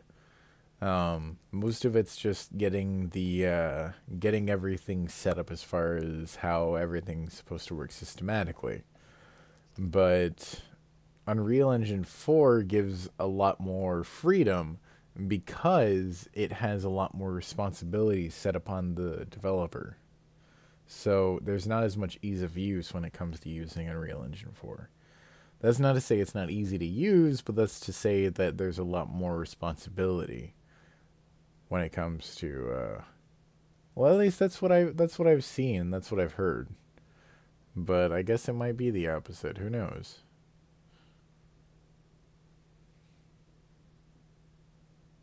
Well, hey, maybe that's the case, but I've as far as what I've seen as far as developers are concerned and what they say, I've seen that it's that exact case where Unreal ends up being the more complicated.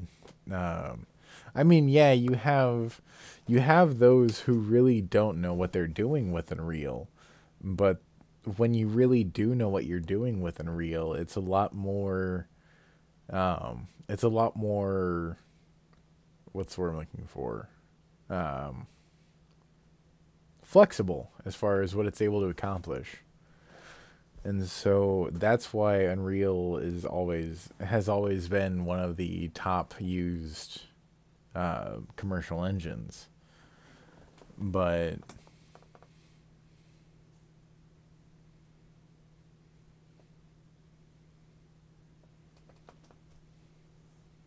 yeah.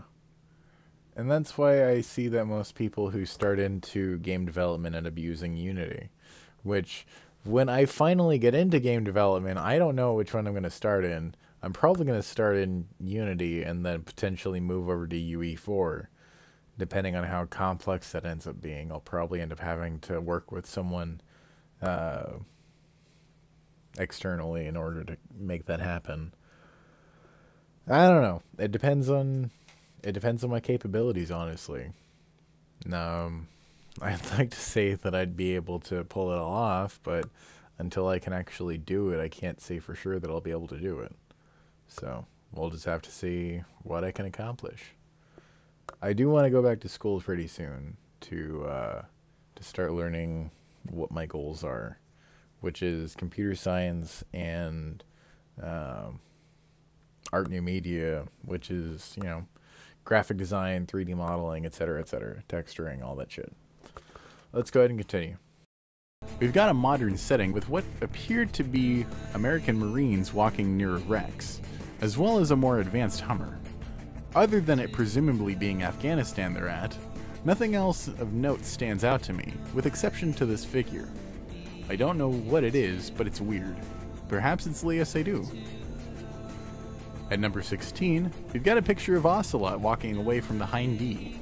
What's interesting is the reappearance of the lines resembling virtual reality grids. Yeah, I will agree, most people who use Unreal Engine 4 don't bother using the full capabilities of it, but that doesn't mean that that's the way it was intended. That just means that not to sound like an asshole, but it's just a lot of independent developers who really didn't know what the fuck they were doing and decided that, oh yeah, Unreal Engine's probably going to be the best way to go, even though in hindsight Unity probably would have been the best way for them to go, because they would have had a lot less responsibility as far as the technical side and could have just focused more on the design side and actually made games that were better. So, not saying it's every case, but that's, you know, that's my understanding of it. And that's from many hours watching People talk about it on YouTube. People talk about it in, discussions on Reddit. People talking about it on Twitter. People talking about it on Facebook. People, there's all sorts of different places where people talk about this shit. And it's just, it's a very complicated topic. It's not really one way or the other. It's all about perspective in the end. It depends on who is using the tool.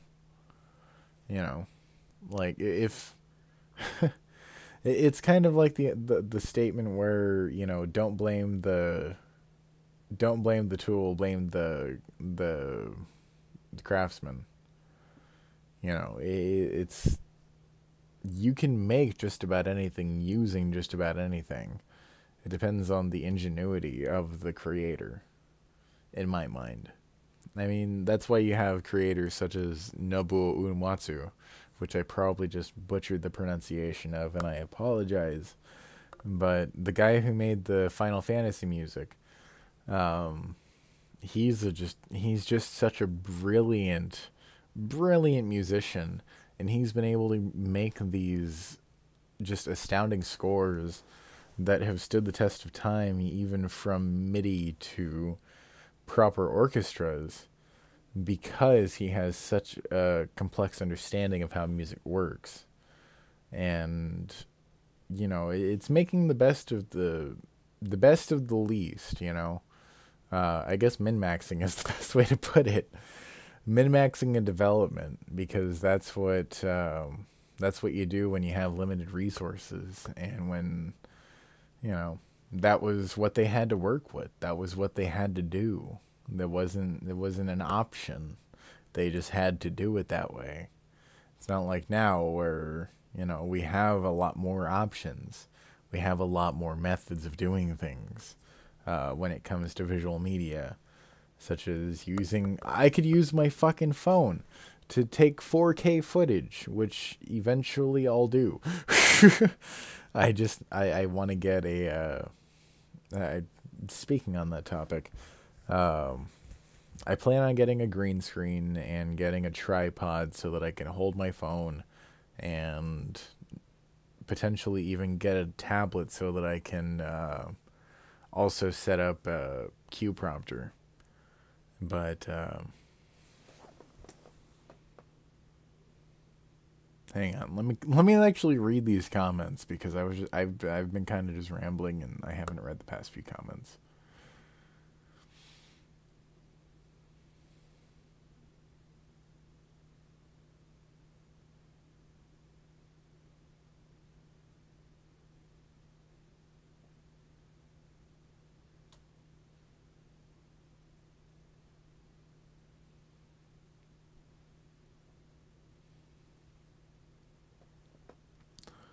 Honestly, Anthony, that's entirely up to you, man. I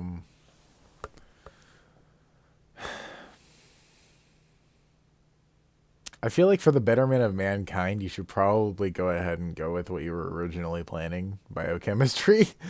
But,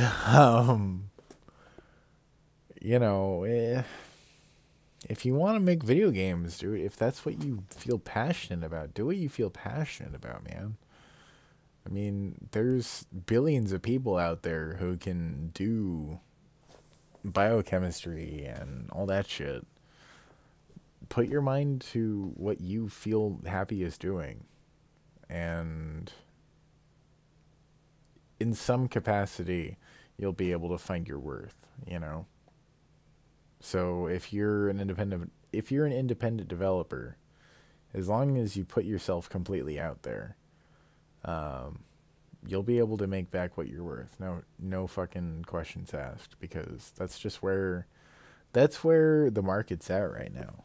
Not that independents are the thing, but independents are about equal as far as how they're treated by gamers nowadays. And by gamers, I just mean those who consume video games, not gamer boys and girls. You know what I mean?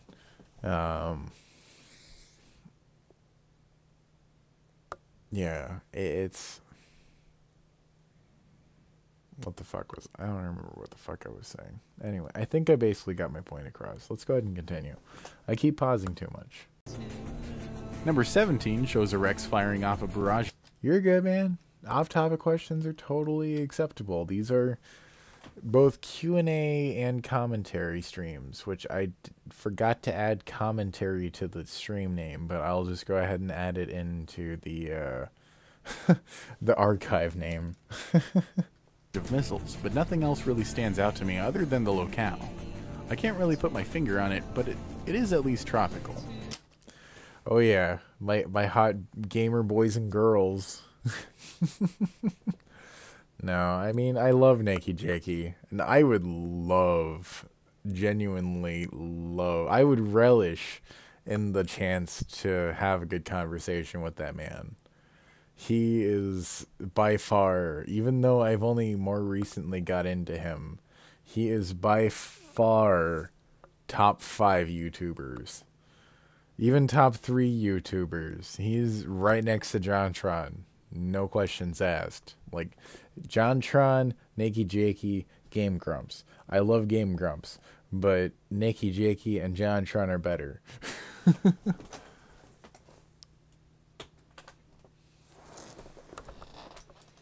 No, I'm not judging gamer boys and girls. I'm saying I don't want to fucking...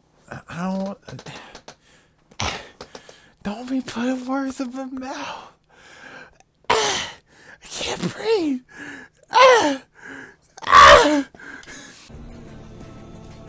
With number 18 being 2 separate pictures, we see a remixed version of the Snake vs. Gray Fox fight, where instead of them fighting because Fox believes Snake is the only one who can hurt him and remind him that he is alive, they're instead fighting because if they don't, they're both going to die. We've got at least 20 soldiers pointing their laser-mounted rifles at the 2 of them, and they're wearing the same kind of goggles. Perhaps with all of this, you could say that the movie will be nothing. No problem. More than a pseudo-historical recreation. That phrase always cracked me up, but nowadays it's almost a terrifying phrase because of the phrase alternate facts being a real thing. Further exploring the mirror between Snake and Fox, we've got a close-up of the 2 of them during the fight. You could say that Gray Fox is a chiral mirror image of Solid Snake, or really any snake. On top of this, instead of seeing a ton of lasers pointed at them, we just see an ominous soldier in the back. It almost looks like one of the soldiers we're looking at, but it's looking more to me like a skull. Wouldn't you think he'd have a bigger silhouette around his head if he was a soldier wearing a helmet? Instead, it looks pale, bald skin with glowing blue eyes. Very odd. At number 19, we've got Ocelot being chased by a couple of geckos. Presumably, this is where he hurt his leg? Or more likely, this is another pseudo-historical recreation. What's interesting aside from in case you guys missed that very, very, very, very, very, very, very, very, very, very, very, very brief flash that was like literally a quarter of a second on the screen where I said Otacon instead of Ocelot. Yes, I know. I fucked up and said Ocelot instead of Otacon. It bothers me immensely too, and I wish that I had gone back and edited it, but I didn't really start getting into better vocal editing practices until part 3, to be honest. I was very much of the thought of, if it sounds decent enough and I can cut out the stutters, it'll be fine. And even then, I missed a lot of the stutters, because it's hard to keep track of shit when your program keeps crashing. But pardon me. Hopefully I will be able to replace my program with something better, or hopefully when I replace my graphics card and get more RAM for my computer, I won't have as many crashing issues, because it's getting fucking unacceptable to try and edit on this thing. Like, no joke, it's like 4 to 5 crashes every fucking session. It's fucking nuts. I can't even explain how shitty it is to try and edit.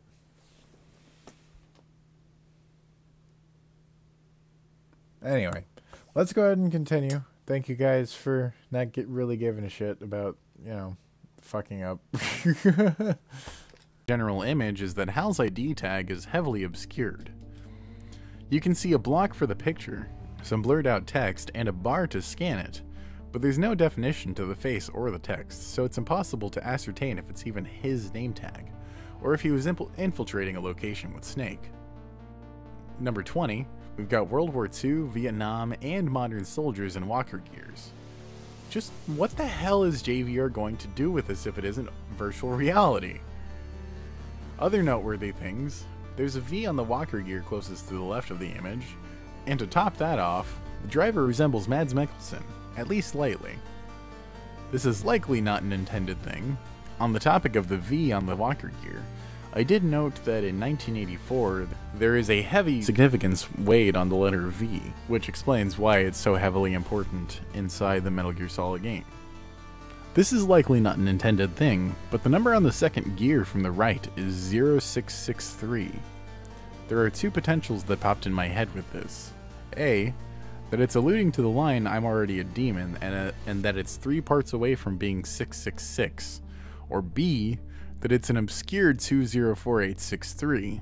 All that needs to happen is a 2 in the front, the dash to have a couple of lines drawn to make it a 4, and a single line to make the first 6 and 8.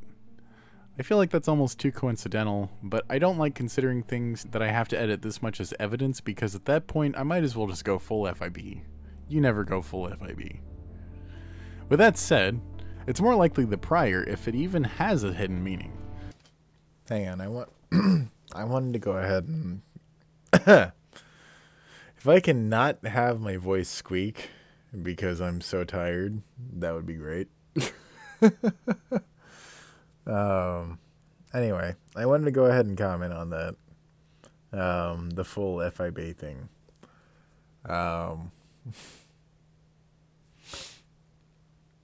FIB is someone who has been very controversial in the Never Be Game Over community because of her, quite frankly, toxic behavior, to put it very lightly. To put it bluntly, I would put it as pseudo-terrorist. But that's because I don't think that doxing several people and threatening an entire community is okay.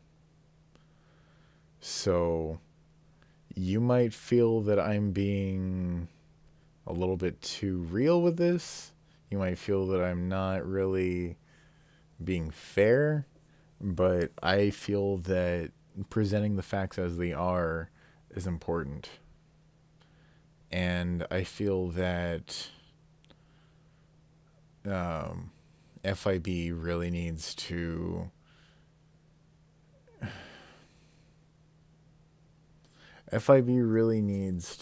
just, I guess, just keep doing what she's doing, which is just kind of just chilling and helping the Tomb Portable. Because working alone, she really is far too destructive, but working with the Tomb Portable, they're at least able to make something, and make something that is genuinely intriguing. And while I don't really like the first 2 parts of the Tomb Portable series, I do really, really like the Ultimate PT analysis, and I highly recommend checking that out if you haven't already.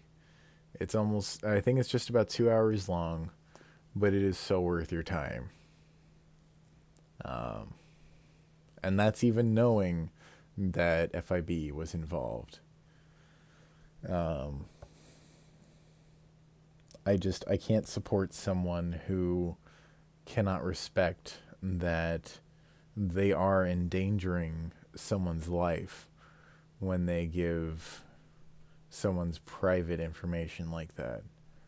They are endangering someone's well-being when they give someone's address and someone's phone number and all these things that allow people on the internet, millions of people, to access this information. People who aren't even involved. People who just scrub the internet for information to sell information about people. It's not okay. It's really not okay. So, I might be making this a little bit too much about FIB, but seriously, FIB might have contributed a lot to this ruse when starting the ruse, but aside from assisting the Tomb Portable, I'm glad that she hasn't really been a major figure in the limelight of Never Be Game Over for a while. I didn't really want to comment on that, but it was something that I felt needed to be said since that came up in the video. I felt that it was important to be real about how I feel. And be real about what the facts are.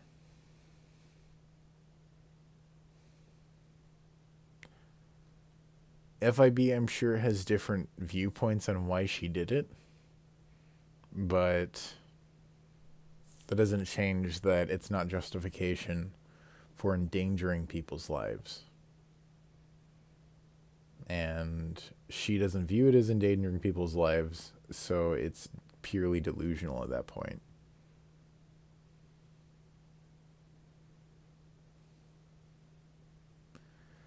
Yeah, I don't want to be like drama alert when it comes to this shit. Like, I just feel that it's important to put it out there because no one on YouTube really wants to talk about it, and it's fucking important. The Tomb Portable's fine. Don't give the Tomb Portable shit, please. The Tomb Portable, in fact, I would say, is the only thing keeping FIB stable. But FIB is alone a very toxic element. Though I hope that she's getting better. Because I feel that she has a lot of potential as a person and as an intellect to contribute not only to this series but to this fucking world. Because, I mean, she was one of the leading contributors to the ruse when the ideas first came about.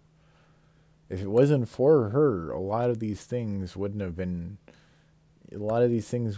dug into. And I potentially wouldn't have even gotten into this because Python and Selkin may not have even been doing what they did. So it's such a difficult topic to talk about.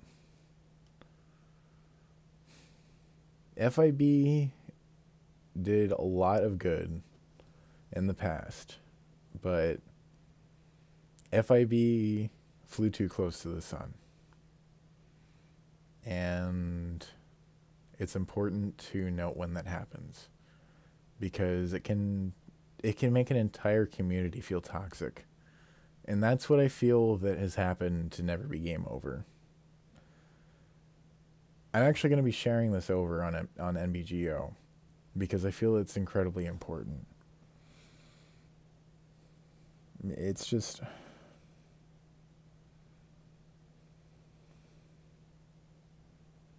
It's far too important. It doesn't just affect me. It doesn't just affect my viewers. It affects everyone on that fucking subreddit.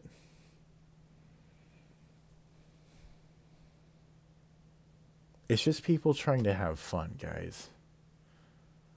This isn't life and death. It's important. It's not like it's fucking nothing. But it's just people talking about video games. This isn't worth risking people's lives. This isn't worth endangering people's fucking well-being.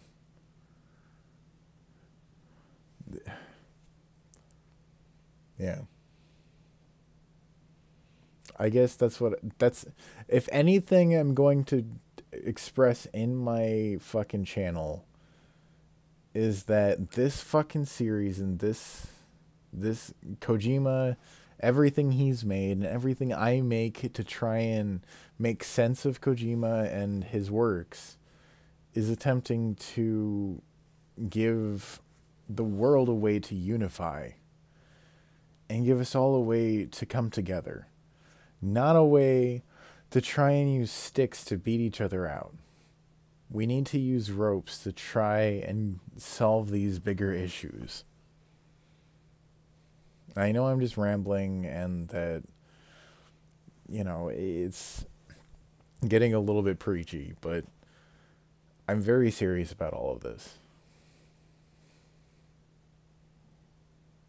It's fucking unacceptable what the Metal Gear community has become. Because I feel that the Metal Gear community has become too much about, oh, we're so intellectual. When the reality should be, we should be focused on sharing. We should be focused on informing. We should be focused on making these things more known. Like I said, informing, which is, sorry, that's a little redundant. We shouldn't be focused on trying to make a closed gated community. It's not fair. It doesn't do any good for this community. We need to be more open. We need to be welcoming to new people in this community. We may not like what they say at first, but the best thing we can do is to inform them. That way they can understand. And then they can give a proper opinion.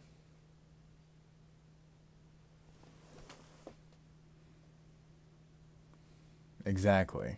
Thank you, Arca. Alright. Soapbox Retro is done. Let's go ahead and keep going. Though it's likely a random set of numbers. I don't know. I like to put the ideas out there for the court of public opinion to give their thoughts on, even if I don't necessarily think it's evidence. Alright, nope.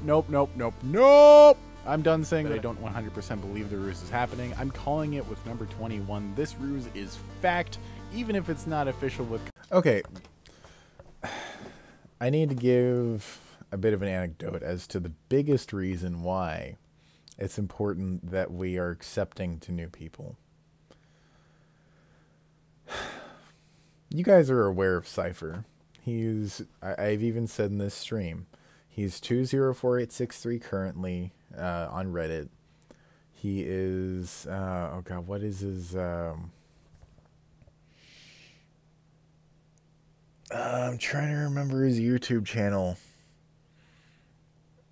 I think it's the Mighty something. Anyway, he was on the last stream. He's not here today, but that's fine. I'm sure he'll be here for stream number 3. Anyway, he wasn't aware of Metal Gear. He wasn't really into the series at all. But PT came out, and that intrigued him enough to want to get into Kojima and his series. And if it wasn't for the Never Be Game Over community back in 2014, 2015, allowing him to communicate actively with these people, he wouldn't have been able to end up getting to the point of being able to be on the same level as me without even playing the full series of understanding what Kojima is going for. It's fucking unreal what that level of acceptance and what that level of using ropes to bring everyone together can accomplish, even for people who don't have the means to actually play the games. I'm so grateful that Never Be Game Over was there to help Cypher get into this. Not that they were the sole thing that got him into it, but that there were people there to talk to him about this, even though there were also plenty of very toxic people to fuck with him, because that's just the nature of NBGO. And Reddit in general. I fucking hate to say it, but yeah, Reddit, get your shit together. Yeah. I don't know. Anyway, let's go ahead and continue. Konami. I mean, look at this shit. We've got floating dudes, hands coming out of the ground, Snake's bandana turning into the giant snake in front of him. What the hell else could this be? They're even covered in black tar-like fluid. JVR liked a comment that responded to another comment saying that JVR is intentionally connecting the Metal Gear movie to Death Stranding. If that doesn't say red flag, you're fucking blind. Oh, okay. I need to keep my composure. If it happens, it happens. Just breathe. Just breathe. Okay. At number 22, even deeper down this rabbit hole of proof, Big Boss is torturing Solid Snake in front of Sniper Wolf. This is a heavily remixed version of the torture scene from MGS1, not only replacing Ocelot with Big Boss, but also making so that Sniper Wolf actually decided to stick around for the torture. Not to mention, this clearly isn't the same place they're at. Big Boss isn't at the same station that Ocelot was at to operate the NBGO, not MVGO, but I'm sure that was a typo.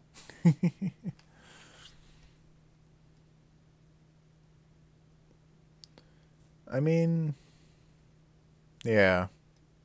MBGO's hit and miss. Arca, you should send me a message on Twitter. I'm pretty sure that you have me on Twitter. Send me a personal message on Twitter, and I'll invite you into my my Discord server. That way you can join in on the conversation. Because I'd really like you to be there, man. I mean, you're always a fucking treat to have in conversation when you're in chat. So please, seriously, hit me up on Twitter. Electrocution, he's simply holding a trigger that seems to control it. And furthermore, there were no floor-to-ceiling windows in the torture room, nor was there a hallway with reflective walls and several incandescent bulbs. No, you can see it on Big Boss's patch, and this is outer heaven. So maybe there was a third uprising that Snake tried to stop. MGS1 was clearly the first time Solid and Sniper Wolf met, so this must be a pseudo-historical recreation of what we saw in MGS1. Here on number 23, we've got Ocelot on top of a seemingly new vehicle to the Metal Gear universe that looks like a motorcycle made of a tank tread, as well as the original Metal Gear behind him with a Soviet hammer and sickles stamped on the side. This is highly interesting, as that model shouldn't exist while Ocelot is wearing his Gru outfit, as it was only a concept. The only tangible reality was the Shagohod at the time. Not to mention, I don't see any palm trees in Russia, do you? For number 24, we have a solemn picture with Sniper Wolf, dead and bloodied.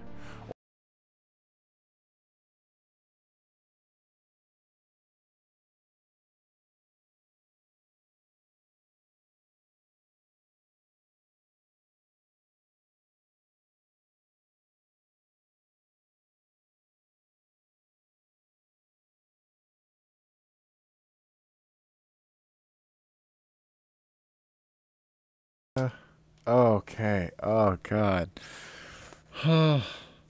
Sorry. I was having a bit of a fucking panic moment because my hotkeys weren't working. Anyway. Yeah, I was about to... Yeah, I was attempting to fix that. Sorry. I was, like, mashing the 4 key, and I was like, why the fuck is it working? Why isn't it working? But, apparently it was because my numlock was off. Anyway, I was going to respond and say that NBGO has been... I completely agree. It's been... never be shitting over, because there's been a lot of shit posts. Which that was a really bad joke because I didn't really think it through. But yeah, basically I was just trying to agree that, yeah, NBGO has been full of shit posts, just like fucking Death Stranding on Reddit. It's kind of disappointing, to be honest. It's part of why I've kind of given up on using Reddit and more end up using Twitter, which I never expected, because I honestly hated Twitter, and I still haven't really started using hashtags because I haven't been able to get over the mental hurdle of hating hashtags. But yeah, I'm sure at some point I'll figure that out, because I need to. It'll help networking. Hello, I can't quite read. Civet, I think is what that is saying. Civet 123. Is it 123? Okay. Yeah, Civet. I hope Death Stranding comes out. Dude, I am almost 100% certain that Death Stranding is going to come out this year. I'm pretty sure, in fact, that it's going to come out before August. Which... FYI... anyway. FYI, my birthday is actually in August. Same as Kojima. But mine is a week before his. Wait. Is Kojima the 23rd or the 24th?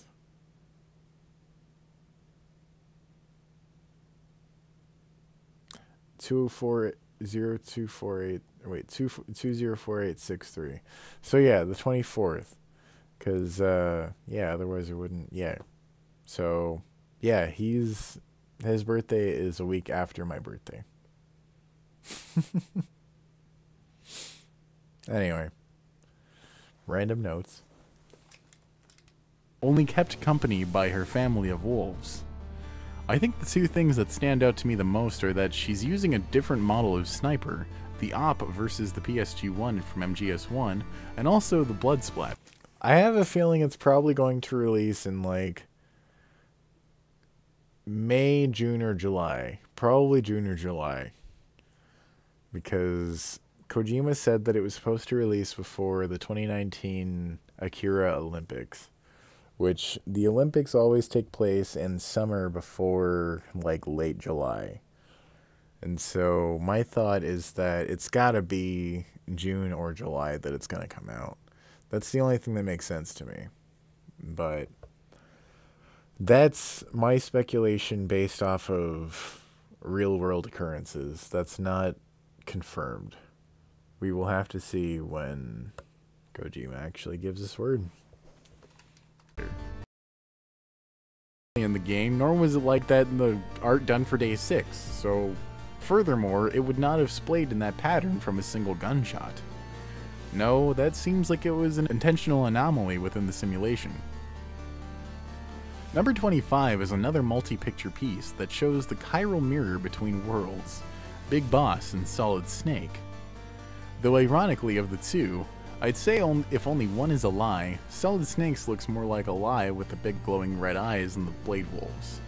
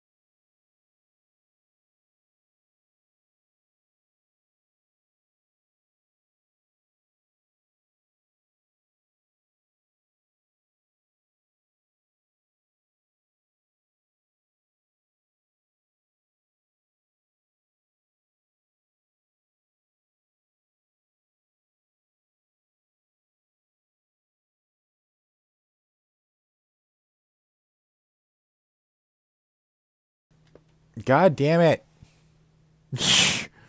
I'm so bad at this. I missed all of that. God damn it.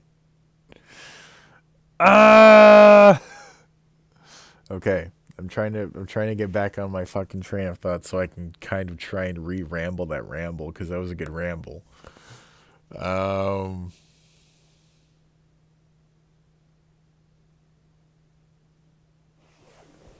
Shit. Right. Tech demo for the PS5. That's what I was wanting to comment on. Okay. So. God damn it.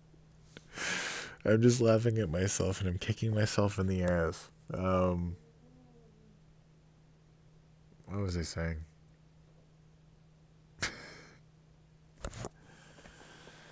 Oh my god. Okay, PS5. Long story short, because I don't want to have to fucking do all that time again, because that was like 5 minutes of rambling. Long story short, my idea is the PS5 and whatever the next generation of Xbox are going to be are likely going to be backwards compatible with the PS4 and all that, because they're likely going to be using the same architecture. It's very unlikely that we're going to see X128 instead of X64. And so my thought is that it's going to be just really easy for them to make it backwards compatible, and so it'll just be PS4/5 and Xbox One/Revolution or whatever the fuck they decide to call the next generation. I don't know. That's just a random name in the dark, which is not going to fucking land. Because, I mean, the Revolution was the code name for the Wii. They can't even use that. Just because they wouldn't want to confuse people, even though it's been 10 years already. Jesus. That makes me feel old.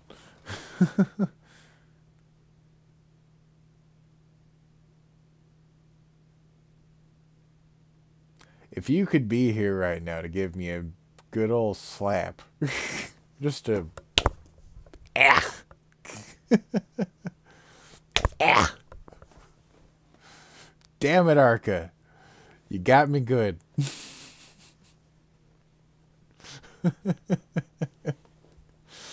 Oh my god.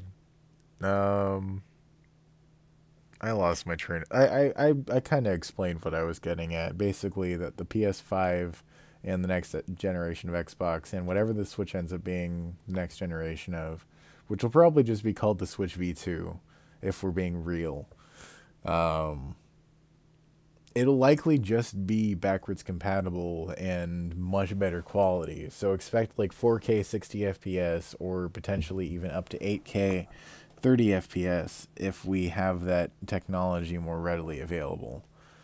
But that's going to be like 5 to 10 years down the line. That's not anytime soon. No time soon. And that's some fucking Nostradamus shit right there. Put it in the history books. Anyway, I'm gonna go ahead and mute myself and go back to the video, because it's already 11:30 and we still haven't even gotten to the second video. The quadrupedal robot from Metal Gear Rising, Revengeance, which didn't happen for a good decade or so from the events of Shadow Moses. I would laugh really hard if you were secretly one of my roommates.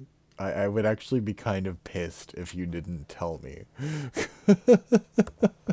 I'd be like, what the fuck, guys? You didn't fucking tell me. Oh my god. Oh my god. I can't even imagine that being the case. I really can't. Oh my god. They're likely both a lie, however, as everything's a lie. At number 26, we've got what appears to be MGS2 form Solid Snake fighting off a swarm of dwarf geckos in the server room, alluding yet again to a mixed timeline caused by the JD proxy AI shutting down. Probably yet another lie, similar to how, in 1984, even when Winston thought he had found a way to start taking the world back from Big Brother, it just ended up being another trap for those who questioned Big Brother, set up by none other than Big Brother's associates, since Big Brother was a straw man idea that really is an analog for a system of government that is built upon deceit, lies, and creating fear to control the masses. We are nothing but sheep to them, waiting to be herded or lured into a trap. For number 27, we've got what appears to be the likely outfit of Solid Snake, as well as the interpretations of the Metal Gear Solid 2 and Peace Walker sneaking suits. Hang on one second, I wanted to rewind that really quick. System of government that is built upon deceit, lies, and creating fear to control the masses. We are nothing but sheep to them. Okay. I ended up getting a lot of shit for using this picture. I just want you guys to know now, if you support Donald Trump, unsubscribe. I do not approve of Donald Trump in any fucking capacity. I do not approve of anyone who supports Donald Trump. And I don't want this channel to be about politics, but Donald Trump is the most anti-American thing that has happened to this fucking country since fucking... I can't even fucking think. Except for the banks being fucking deregulated. Because the banks being deregulated has fucking led to complete and utter fucking control. Which may as well be a monarchy.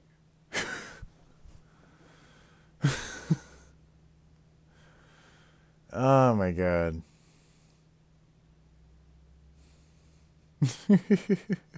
Damn it, Savette. Oh my god.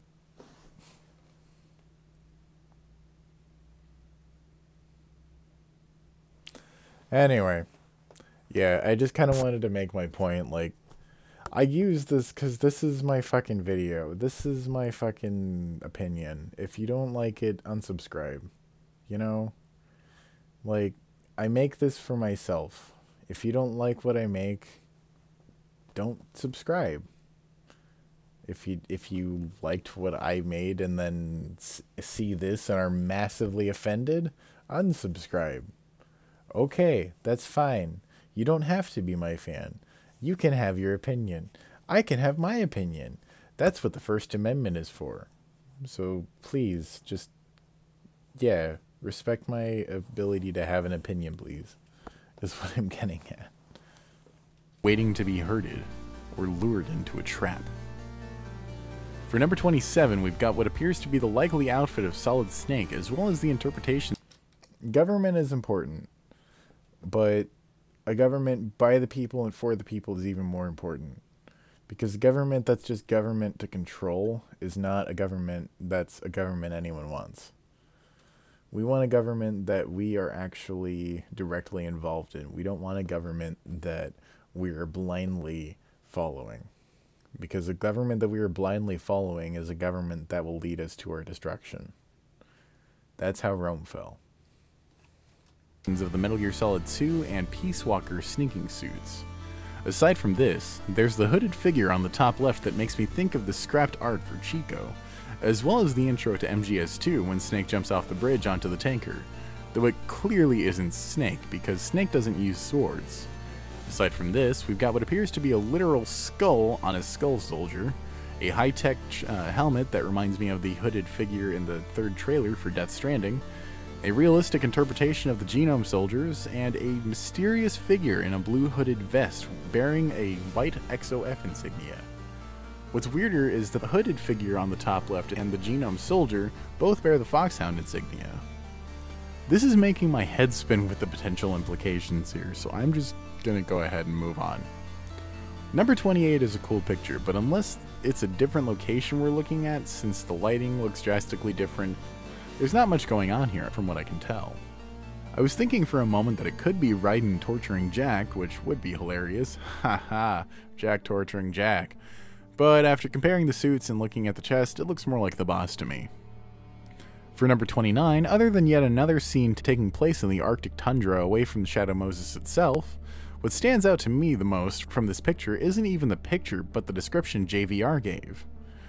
In Metal Gear, wild technology is commonplace, but it still needs to be treated with a sense of awe. Wild technology? As an artificial intelligence that has gained sentience? The only example of this we ever saw was with Blade Wolf. This isn't a common thing in the Metal Gear universe. Or is it about to be made that way? Number 30 is seemingly another duality picture with Big Boss on the left and Solid Snake on the right. JVR states that the motivation was to show the cycle of destruction and war, and how history repeats itself.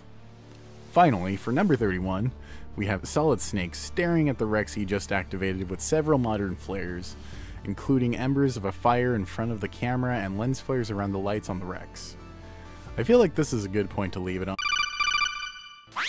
31st anniversary? Nanomachines? A Hind D? A weapon to surpass Metal Gear? I'm sick of asking questions. Colonel, I have something I need to say. The last 31 days have made it clear that to an entire generation, experiencing Metal Gear Solid has shaped us. It has changed us. It has been incredible watching the community come together and celebrate Hideo Kojima's vision. In his own words, life isn't just about passing on your genes. We can leave behind much more than just DNA. Through speech, music, literature, and movies, what we've seen, heard, felt, these are the things we will pass on. Now more than ever, we need to pass the torch and let our children read our messy and sad history by its light. It's been a long time since I've spoken those words. It really brings me back. We hope to honor that spirit as we bring this movie to the screen. Maybe it's just my Fox dye-induced accelerated aging, and I'm feeling my years, but movies have changed. It's no longer about visions, ideologies, or passion. It's an endless series of proxy films created by mercenaries and machines. When the stories we tell are under total control, movies become routine. I can't find enough ways to say this to all of the fans, but thank you. We wouldn't be here without you. Excellent speech, my friend. Gift of the silver tongue. But that's quite enough of this emotional chit-chat. We know you fans want an actual update on the status of the film. Well, that's why I'm here. To gloat that I can't give it to you. Typical. It always comes down to this. Me, once again being seen as the villain, when in fact I'm just the messenger. Listen up. That patriot of a director promises me he'll update you when there's something new to report. Until then, just know we're trying to launch a movie that preserves everything you love about Metal Gear, and probably think is too weird for the masses. I can't believe I'm saying this, but thank you to all the fans. You're pretty good. See you around.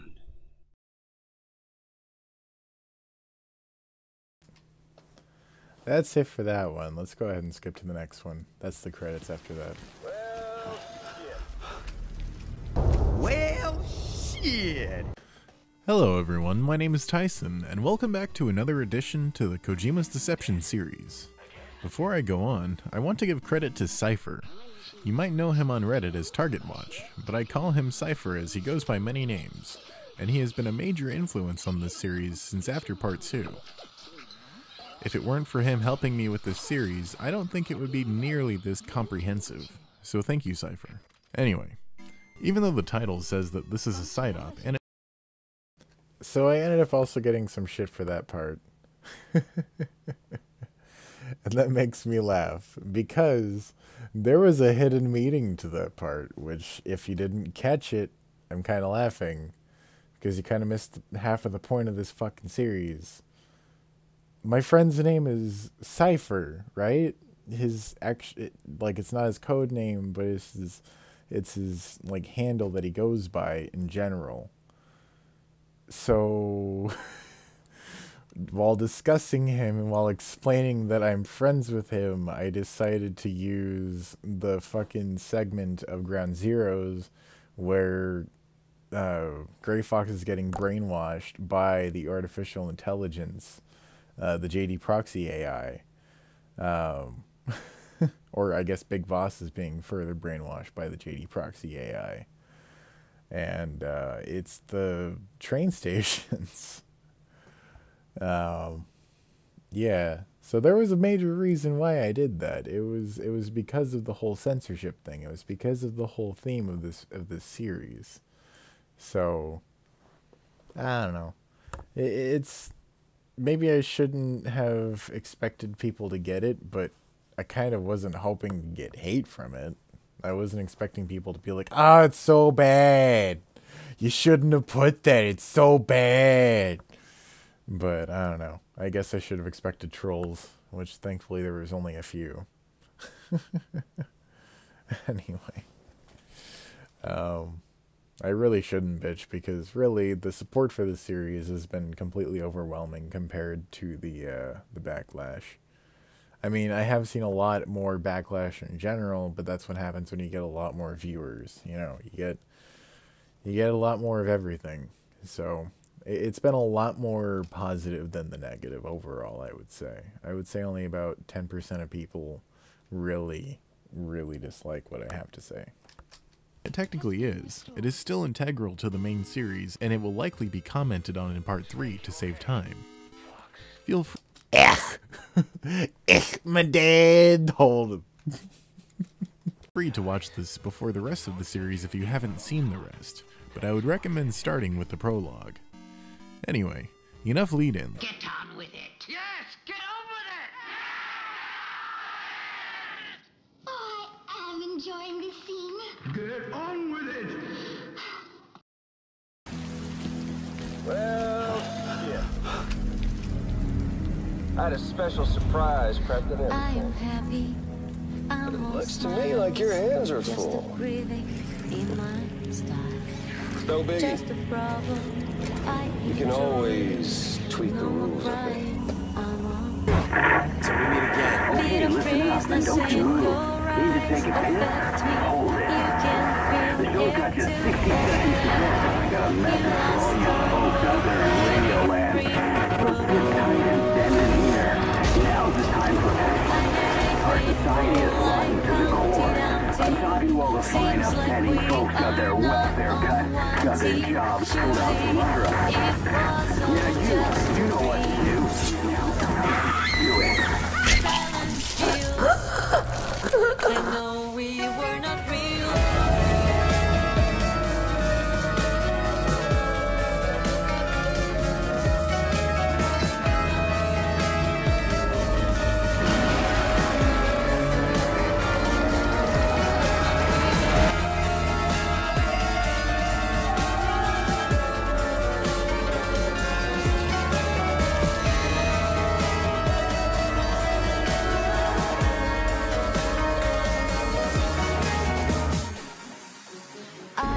It's been a while, brother.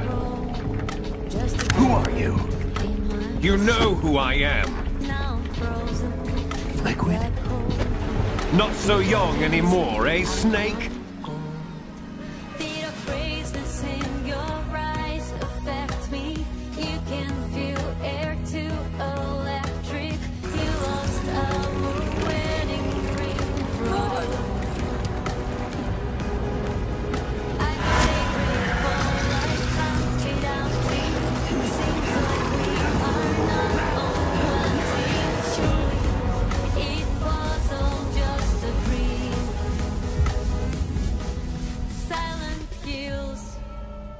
I know we were not real.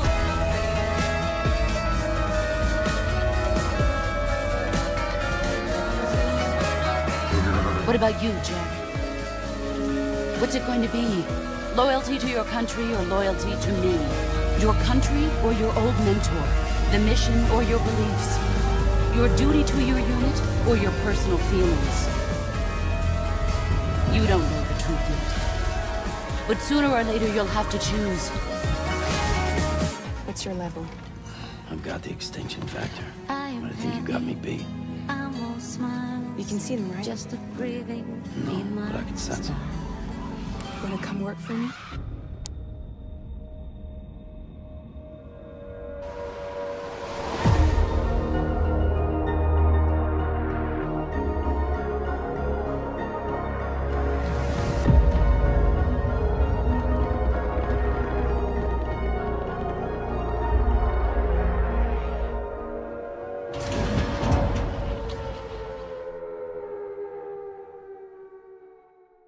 Most of you have probably... Okay. I wanted to wait until the intro was done before I decided to respond. I am familiar with at least the J. I thought that one of the other letters on the bridge was a V. But please do inform me more about the other hidden letters in trailer 2. I'm rather curious because I'm unaware of this. Probably figured out the symbolism in that intro trailer, but I figured, like with part 2.5, I'd explain my thought process a little bit. First and foremost, the remix of Silent Hills was done by me, but the idea was inspired by a question asked by Cypher. He had asked me if I thought that the instrument used for the sounded like the same instrument used for the intro of the chorus of the Silent Hill 2 theme song. This made me wonder if the two tracks would just fit by themselves, and while they did have a little bit of work to do, they did fit almost perfectly. I was shocked. Please note, I'm not calling this evidence. You can take it as that if you'd like, but I just like the sound of it, honestly. As far as the symbolism, I was wanting to put you in the perspective of the mirror that separates these worlds. I wanted you to see the glitches in the system that I see. Furthermore, I wanted to make more connections to Silent Hill instead of just Metal Gear, even though it was mostly just the one shot of James Sunderland looking in the mirror for the intro. Anyway, enough explanations. Moving right along, if you've been paying attention on Twitter or Reddit, you've likely seen some of these, but some of them you might have missed. I'm gonna go ahead and let this segment play out, where I show you guys some of the Twitter posts and other things that connect DS to MGS, so just sit tight.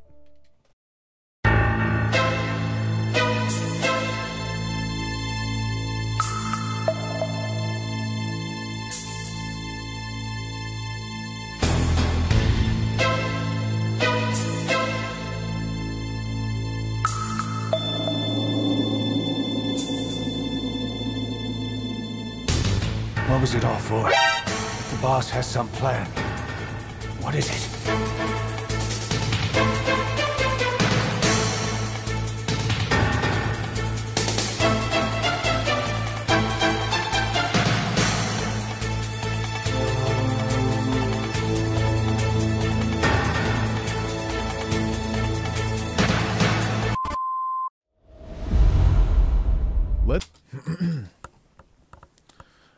That's actually rather curious, and I will have to investigate that, because that has a lot of implications, just in the locations. But with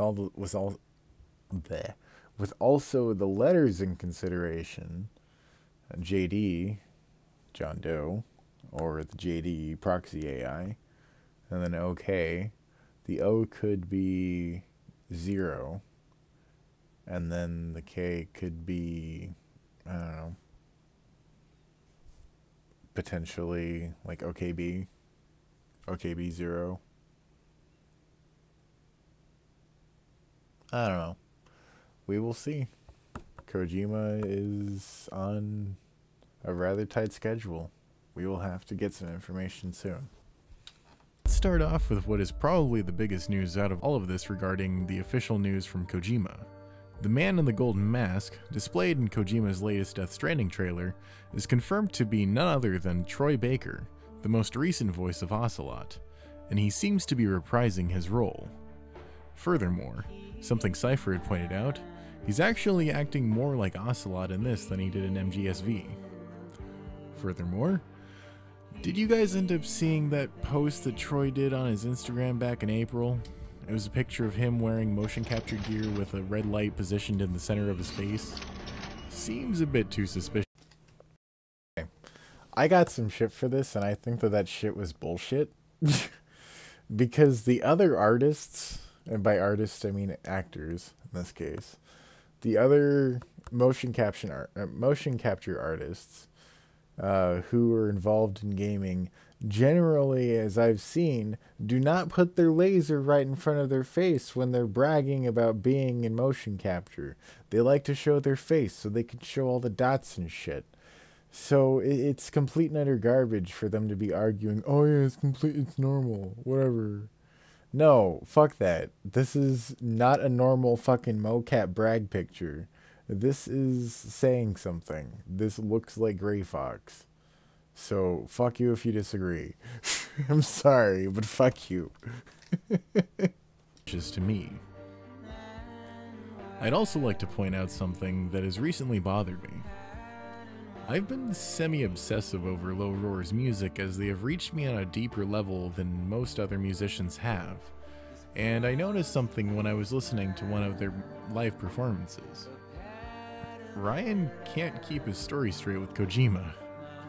You see, Kojima supposedly went to Iceland location scouting for what was supposed to be Silent Hills at the time.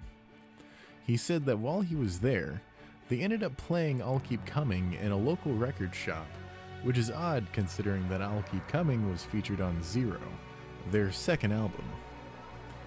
In an article online, Kojima apparently also said, "Knowing about the band's past made me think it would be fun to create a world where certain fans could physically enter the game Death Stranding before it came out." Marco Bell says, "This opened the door to questions that created the narrative you see in the video. What's the car that takes you there? Who's driving? What's the hotel room number? What does the machine and the transfer process look like? What happened?" As far as I know, Rising is canon. I've looked it up a few times and it's been said that, as far as I've seen, it's been considered canon. The only thing that makes me think twice about that is in the Ground Zero's Deja Vu mission, when you go to make the different Metal Gear games disappear.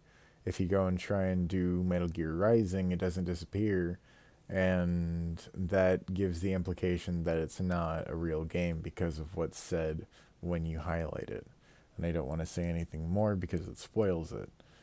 But yeah, it's weird. It's really weird. I'll definitely talk about that in part 4, which I don't know what the fuck I'm gonna do, guys. Should I do part 4 next, or should I do Bandersnatch next? Because all I gotta do next for Bandersnatch is continue my rewatch to make sure that all the fucking my flowcharts match up, and that I'm not missing anything. And for part 4, I still have to fucking actually come up with things. Like, I've been busy working too, so it's kind of been hard to fucking do that, because pretty much when I'm not working, I'm streaming right now. So, which is part of why I took yesterday off, because I was just like, fuck, dude, I need a day off. Speaking of, I should actually go ahead and take this moment to go ahead and say, I will not be streaming tomorrow, and I will not be streaming on Tuesday or Wednesday. So, Thursday and Friday, I'm going to be doing triple streams.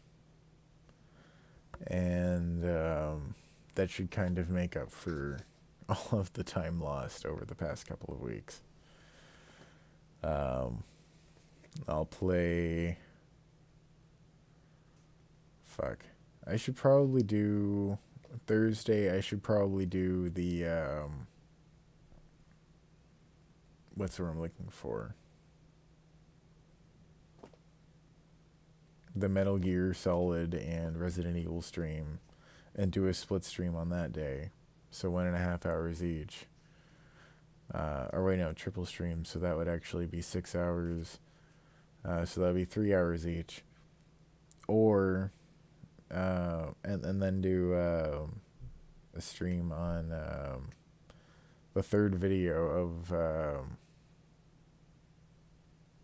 fucking, what the fuck was I gonna say? The third fucking Kojima's Deception stream, where I do commentary again. Because I can't do a stream on Saturday. I think my phone's done charging. Okay. I can't do a stream on Saturday because I won't be home until way late, and I don't want to stream after that point.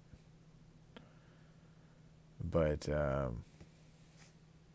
yeah, if you guys are cool with that, we can just do the final until I do the next Kojima's Deception stream this upcoming Friday.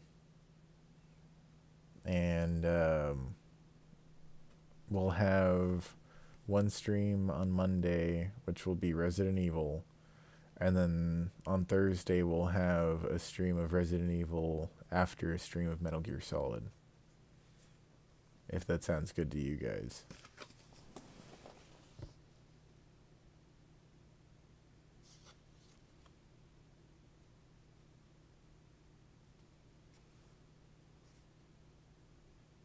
Well, I mean, part of it is just that I'm mainly trying to keep up with it, because if I don't keep up with it, the algorithms aren't going to actually give me a chance.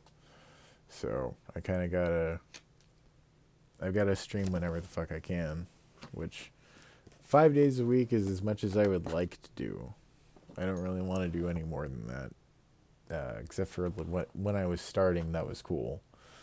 But now that I'm a lot more busy, 5 days a week is about the max I can do.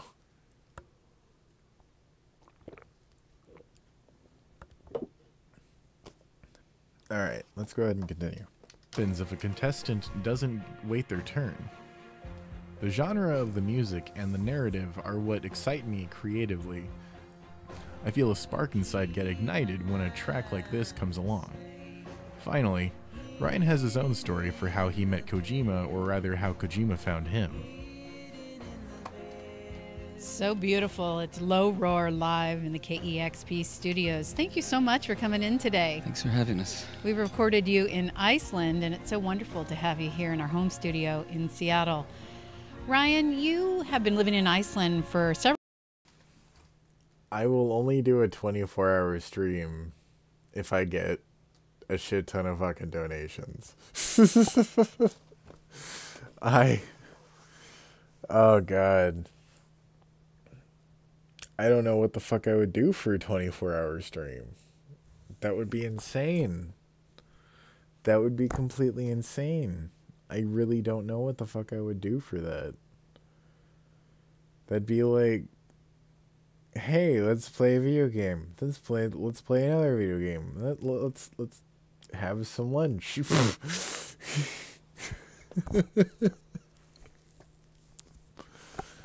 Oh my god. I really don't even know.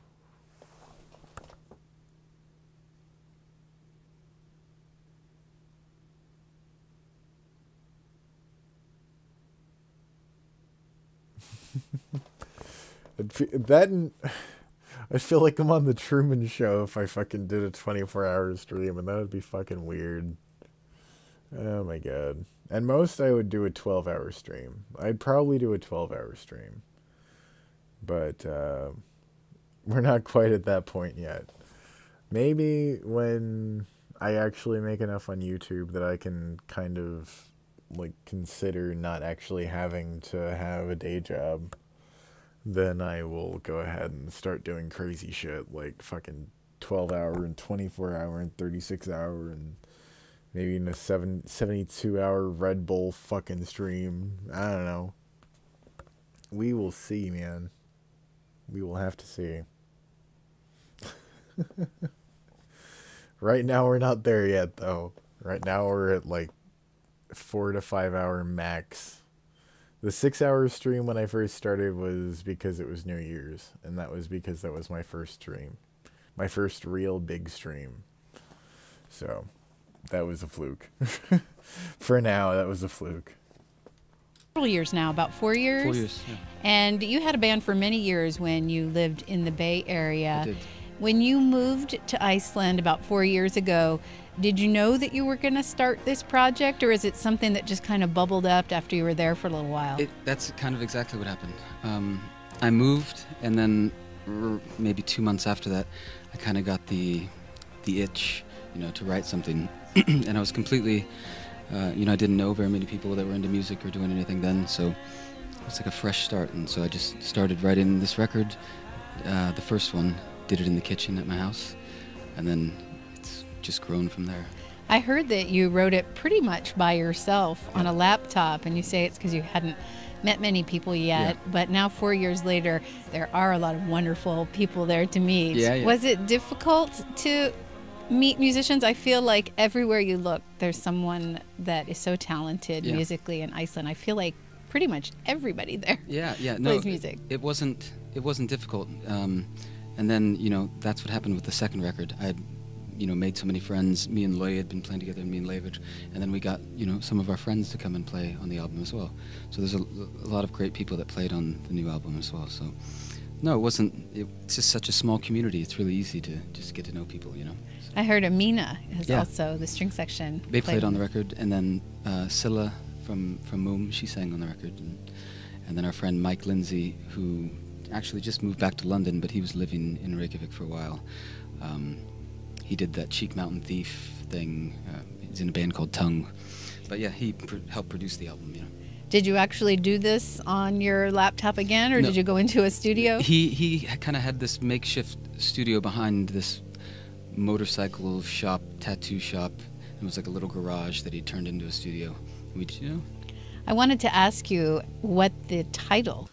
While I would love to meet Kojima, I really doubt that would happen. Of this new record is. The first album was called Low Roar. Self-titled. Yeah. And this one a little tricky. Yeah. So supposedly it's titled Zero, but we never called it Zero.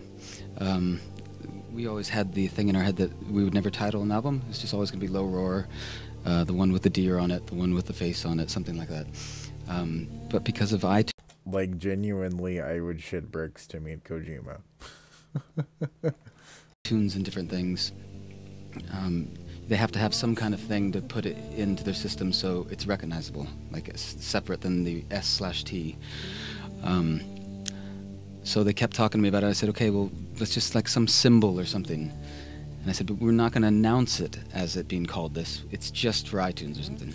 And the next thing I knew, like the next day, was like, Zero out July 8th. Well, it's kind of hard to say. The one with the deer on it. Yeah, I know. The one with the deer, the self-titled, I know, you're right. So my theory, especially considering Low Roar's response to that fan on Twitter, I have a feeling that it went a little something like this. Low Roar released their self-titled album, and it was a wholly original piece of art. Kojima steps into the record shop, not being truthful about what song he heard in that record shop, asks Ryan to adjust the upcoming albums to fit the themes of Metal Gear to allow him to make the connections even deeper for Death Stranding. Ryan said that he wanted the albums to be nameless, but that the only reason that they ended up titling them was for digital storefronts. They wanted the albums to be identified simply by the album art symbol. But why would you call your album Zero? The number 0, not even the word zero. I think this is both an allusion to DS and it being binary, as well as the connection to MGS with Zero, or Cypher, whichever you'd like to call him, though Cypher is less accurate with the introduction of Skullface's Cypher unit. This is just a teaser for part 3, but I have a hypothesis that I'm going to do my best to prove. I have a strong feeling that Huey didn't actually kill Dr. Strangelove, and that he was just trying to help. Similar to all the snakes, however, Huey was used to accomplish the enemy's goal, in this case, invading Mother Base. What should we do, Think boss? about it. He's arguing his ass off, and he never changes his story, even when he's getting exiled. You feel it too, don't you? Miller has been using us, manipulating us. As you're probably aware, Venom has many hallucinations in the Phantom Pain. Considering this is in VR, what if one of those hallucinations manifested as a projection, and one of those hallucinations was a second Kaz, as well as a second Code Talker? I'll prove my point in part 3, just keep being patient. A little more teasing for part 3, one of the first things that set me off to think that there might be something going on with MGSV was that, according to David Hayter, Kojima apparently had been wanting to replace him for years. I found that impossible to believe because David loves the series, he loves his character, and you just don't do that when the cast, the crew, everyone is that on point. And then what does David share, unbeknownst to the majority of the world? On a side note, giving it some thought, it's of my belief that Survive is essentially Venom Snake's, aka Grey Fox, Silent Hill. Not, of course, only taking into account the literal monsters designed by Silent Hill artistic brainchild and veteran Masahiro Ito, but the fact that there's various unexplained nautical themes. At the start, your avatar is dead in a coffin and he's specifically chucked into an oceanic abyss. This would explain why we ended up seeing, whenever we pass through the fog, why the other world essentially depicts an underwater abyss, where creatures of the deep attack you, i.e., projecting the fear of the soldiers on Mother Base drowning. There's also the obvious shrapnel, devil horn deal.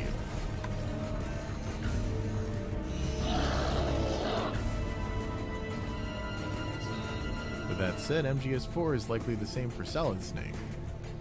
Think about it. The many allusions to prior games, the nightmarish rendition of former bosses with the Beauty and the Beast unit, the overall drab and depressing art direction. Hell, he even revisits Shadow Moses in its most dilapidated form. Before going on to this next part, discussing a potential revelation I had while watching Python and Selkin's DS's Silent Hill Part 3 video, I wanted to address the elephant in the room most of you aren't even aware of the existence of. I've made some comments in the past about Tomb Portable's videos, and I still agree with those comments about those videos as they focus on non-evidence by FIB, someone on MBGO who is known for being off the rails at this point. With that said, you should definitely watch Part 3 of Tomb's series. It is called The Ultimate Analysis of BT, and that name is not a misnomer. Tomb Portable really pulled out all the stops for this video, and I think as a form of respect, it's only right that I tell you that you should go and check it out, as it's not only really good and pertains to the upcoming Part 3, but it also pertains to a bit of information I'm going to go into shortly. What if when during the third trailer, the body decaying and descending into the ground represents the spirit of Ocelot being released?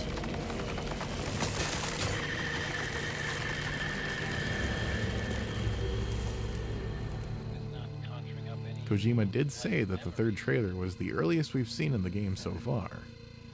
They both bear the same Gold Skull mask. Python and Selkin even suggested that it was meant to bind evil spirits, though clearly that binding spell was broken by the chiral presence. They didn't explicitly say it. What if Death Stranding is going to show the origins of the simulation, similar to how Prometheus showed us the origin of not only man, but the xenomorphs as well? Even deeper, what if Death Stranding will be the end of Metal Gear as we know it, and the origin for Silent Hill? Humanity had fallen to their hubris in the creation of true artificial intelligence, which caused artificial intelligence to become truly sentient, which eventually led to it becoming omnipotent. Let me see my child once within your golden gates. Deliver me not to hell, but to purgatory. Allow me to atone for my sins. At this point, Death Stranding is shaping up to be a prequel to Silent Hill, but at the same time a sequel to Metal Gear. In the beginning, people had nothing. Their bodies ached, and their hearts held nothing but hatred. They fought endlessly, but death never came. They despaired, stuck in the eternal quagmire. A man offered a serpent to the sun and prayed for salvation. A woman offered a reed to the sun and asked for joy. Feeling pity for the sadness that had overrun the earth, God was born from those two people. God made time and divided it into day and night. God outlined the road to salvation and gave people joy. And God took endless time away from the people. God created beings to lead people in obedience to her. The red god, Jujilbara. The yellow god, Labselvith. Many gods and angels. Finally, God set out to create paradise, where people would be happy just by being there. But there, God's strength ran out, and she collapsed. All the world's people grieved this unfortunate event, yet God breathed her last. She returned to the dust, promising to come again. So God hasn't been lost. We must offer our prayers and not forget our faith. We wait in hope for the day when the path to paradise will be opened. Leah's name is unknown in DS currently, but seemingly she was Lisa in Silent Hills. The name Lisa is a Hebrew baby name. In Hebrew, the meaning of the name Lisa is Elizabeth or Elisabah, meaning either oath of God or God is satisfaction. With all this in mind, it's looking like Lindsay Wagner will be the boss, Leah Seydoux will be Eva, and Norman Reedus will be Big Boss. But in terms of Silent Hill, Jack is likely going to be tempted by Eva to commit the first sin, at which point he will beg for forgiveness and to be placed in purgatory to atone for his mistakes which can't be turned around. I have to apologize. I wasn't sent by Khrushchev. I'm not a KGB spy, and I never worked for the NSA. I'm an agent of the People's Republic of China for the General HQ 2nd Department of the People's Liberation Army. It was all Mads, from the angle of there being multiple interpretations and that more than one person is seeing themselves as someone else, I'm reckoning that Mads' character in one perceived mentalized reality is the Sorrow. But in another reality, I'm thinking he may be a past ancestor of Silent Hill 2's James Sunderland. The reason I think this is because Masahiro Ito showed off Pyramid Head months after the second trailer. What's interesting is it was the first time he'd ever talked about Pyramid Head and what it was based off of, which he pointed out was a German World War II tank. Now in trailer 2, we happen to see a tank with what appears to be some kind of organic mass coming out of it. What's interesting is people discovered a very similar kind of organic mass inside of Pyramid Head. Cypher has this idea in mind where there's shared distortions of Silent Hill protagonists. So for instance, if Pyramid Head was based off of a World War II tank, then it's probable that James's grandfather fought in World War II. This is because we know the Sunderland family tree has served in military affairs. How will the gods of Silent Hill come about? We know Sam collects those weird metal-like tags containing different equations of the universe. Maybe it's a similar situation like Doom, where a portal is open to hell or something. Or at the very least, Sam gets in contact with very powerful beings within the universe and is then granted his powers. Sometime after the events of MGS4, people found a way to travel back in time. Doing so, that very technology ended up spreading throughout time. Technology that was made in the future would end up in the hands of those in the past, until eventually, you have essentially this vicious cycle. Let's say various different warring factions were to get their hands on such technology. At this point, war would essentially become a continuous process. I think this goes hand in hand with the anti-pollution theme the trailer gives. A continuous paradox that never ends, that tears apart the very fabric of reality. I reckon bridges could have been born out of these series of paradoxes. The V trilogy has served its purpose. It was made to merge the elements of Metal Gear Solid with the Silent Hill series. Death Stranding will be the final result. Just think Silent Hill's Otherworld via mentalized projected reality, virtual simulations, DNA, and the subconscious. Simplest way to put it is Silent Hill with VR. Silent Hill's idea of the supernatural interfering with the subconscious. Metal Gear Solid's idea of a virtualized meta-reality. These are all things that Death Stranding, PT, and the MGS-V trilogy have in common with each other. It's why Death Stranding specifically shows in Trailer 5 a golden masked figure pulling nightmares from DNA strands. Rocks behind him form helix structures. reason that MGSV Ground Zeroes had that weird Fox engine crash, and why PT's menu had a brain scan on the left side, and why ultimately, the mysterious playable teaser also crashed, gave out error messages as if it were a VR program running off of digital space.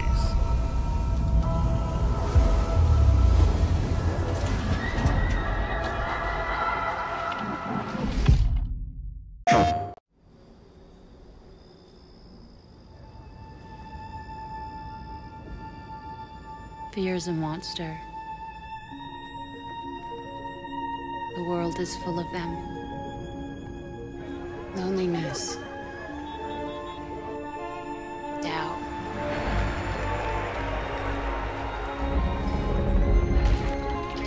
They hold us back. But in our world, when they bring darkness, you bring darkness, we bring light. This is a pretty classic Silent Hill tunnel reference. If you corner us, we evolve. We evolve. We will evolve. If they isolate us, if you isolate us, we will break free.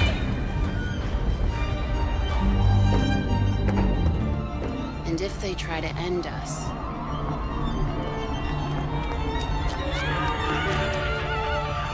we just keep coming back. And then they run into the fog with headstrong determination, basically conquering the fears of Silent Hill by rushing through its signature thick fog. In our world, we never fear monsters. Here we are fearless. Here we play.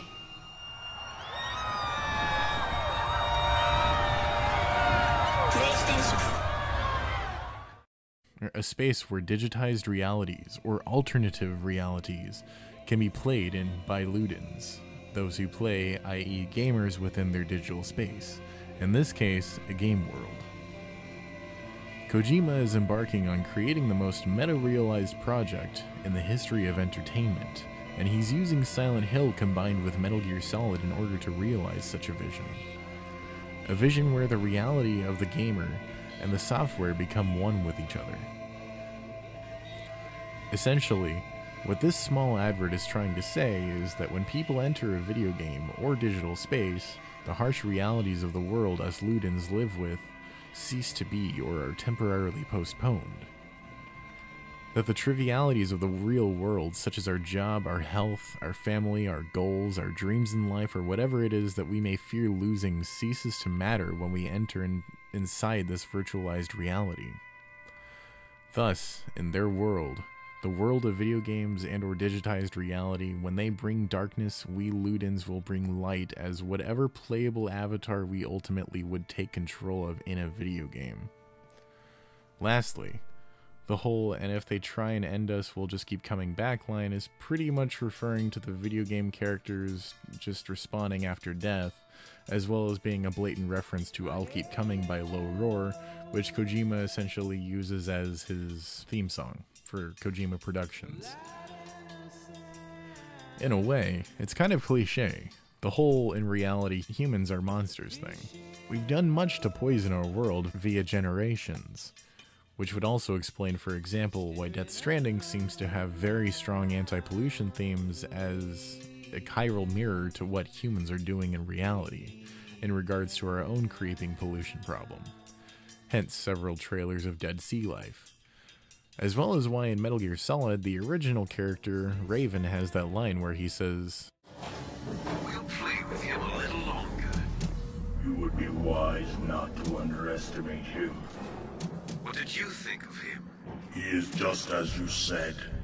In battle, he is as if possessed by a demon. Much like you, I would expect no less. See? I told you so. i.e. Fourth Wall Break perceiving the Luden as said demon. We're the wire to the character via our game controller. Much like how things throughout Death Stranding's trailer are wired, we plug into a world and take control of it. Basically, the inverse is that digitized characters view us as the monsters because we are the ones who invaded via our black controller cords.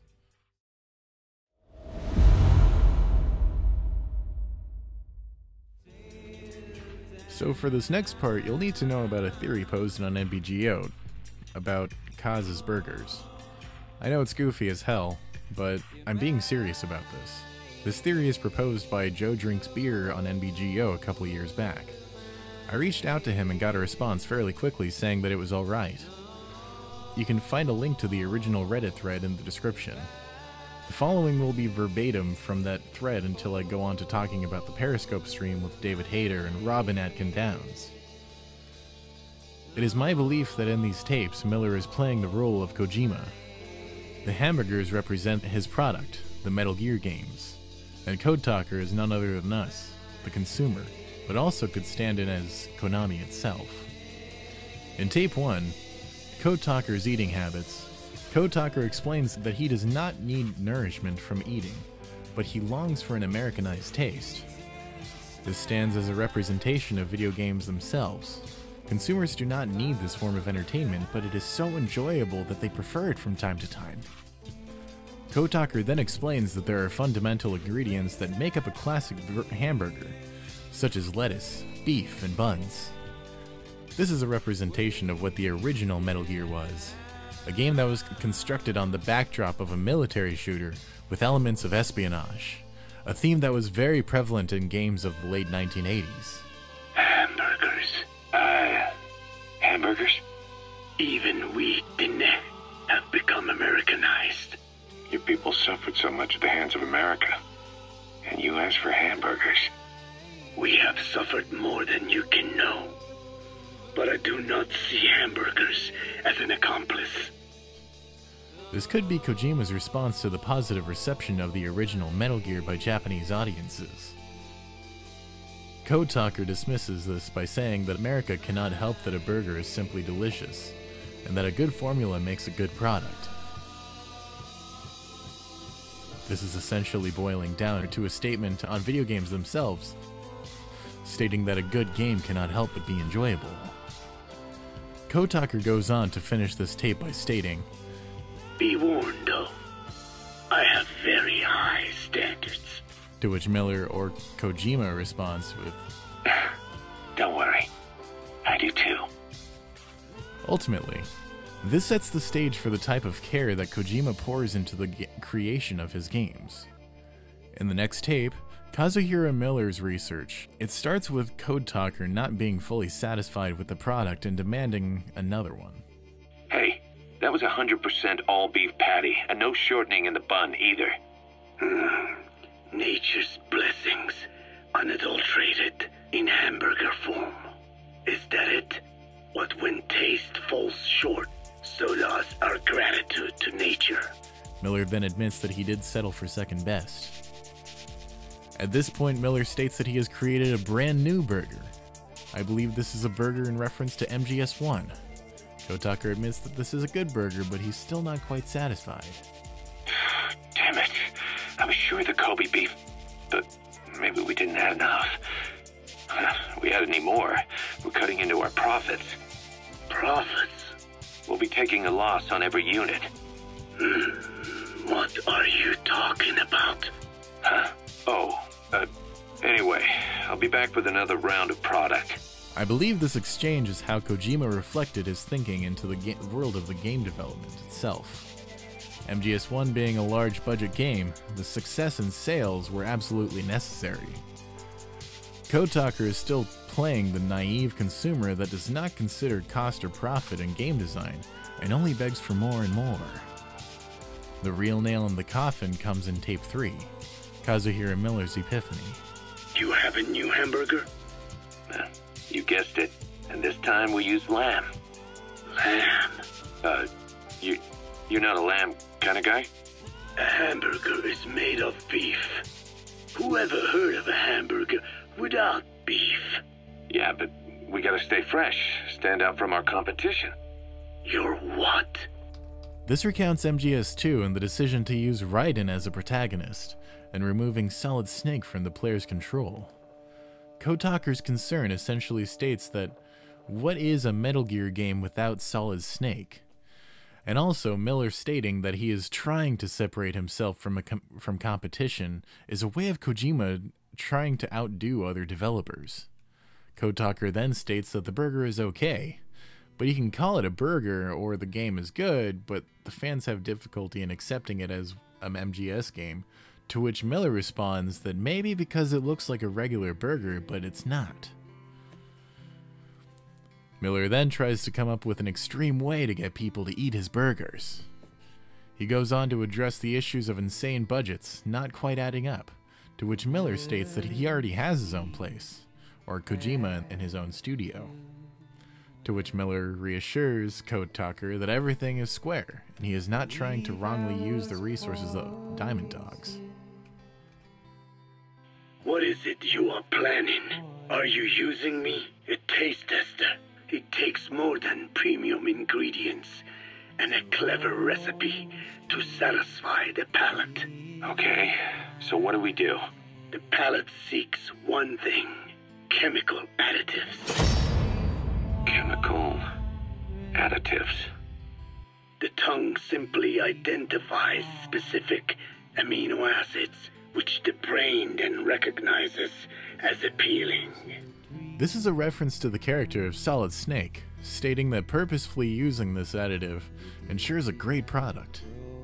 Therefore, all that is needed is to chemically isolate those amino acids and incorporate them into your products. To be clear, I speak of flavor. The rest is irrelevant. That seems a little extreme. Do not forget, in seeking coexistence with nature's blessings, not everything can remain in its natural form.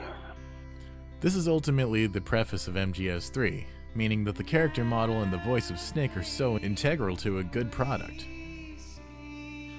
Code Talker goes on to explain that the land we draw our resources from will change, and our impressions on that land will have impact. Code Talker also explains how tapeworms enter an unfamiliar body and search for their natural habitat. This explains that Kojima could create a seemingly entire new timeline of games and start harvesting a fresh plot of land, while adding these familiar additives of Snake that the fans are already familiarized with. It is also sometimes necessary to eliminate certain parasites, or selectively use or even modify others. Alternatively, we could say that if a man is part of nature, the work he does is also... Oh my god, I missed so much chat. I will be back shortly after I look at my phone and actually can catch up with chat. I'm sorry, guys. I got caught up in kind of dealing with, like putting away dinner leftovers. Part of it. What is important is the balance. Yeah, you're right. To me, this is the rationalization that Kojima could use as previous elements of characters to fully flesh out their motives. MGS3 for the first time gave a much deeper insight into the characters of Big Boss and Ocelot. In MGS3 we saw ourselves sympathizing with these characters, where in the previous installments, they played the primary role of villains. Of course, Code Talker's statement is that they could not be inherently evil. There must be a natural way of progression for these characters, and that is the story that is worth telling in MGS3. Satisfied with this, Miller happily states that with this, he will create the Frankenburger, so overly packed with additives that it will be perfect. Code Talker ends this tape by warning Miller that the balance of additives are of the utmost importance. In the final tape, tape 4, The Ultimate Hamburger, Miller is sure that he has created the greatest burger the world has ever known. At first, Code Talker is put off by the way it looks and claims that he is no longer hungry, but Miller persists and assures him to just try it. Upon trying Miller's latest product, Code Talker exclaims that it's perfect. Okay, I just finally, I was skimming a lot of the comments, but I'm trying to catch up with the comments. Someone was talking about a PS3 remake, and yeah, the PS3 HD re-releases of Silent Hill 2 and 3 are definitely not worth it. I would recommend, if you have a decent PC and if you own the game physically, to just pop it in your DVD drive and open PCSX2 and emulate it. But you'll need a decent graphics card in order to do that. But if you do it that way, you'll have better quality visuals than if you were to actually do what I did for my stream, which is just play the PC version. Because I don't actually have the PS2 version, I have the PC version. But, yeah, that's just my insight on that.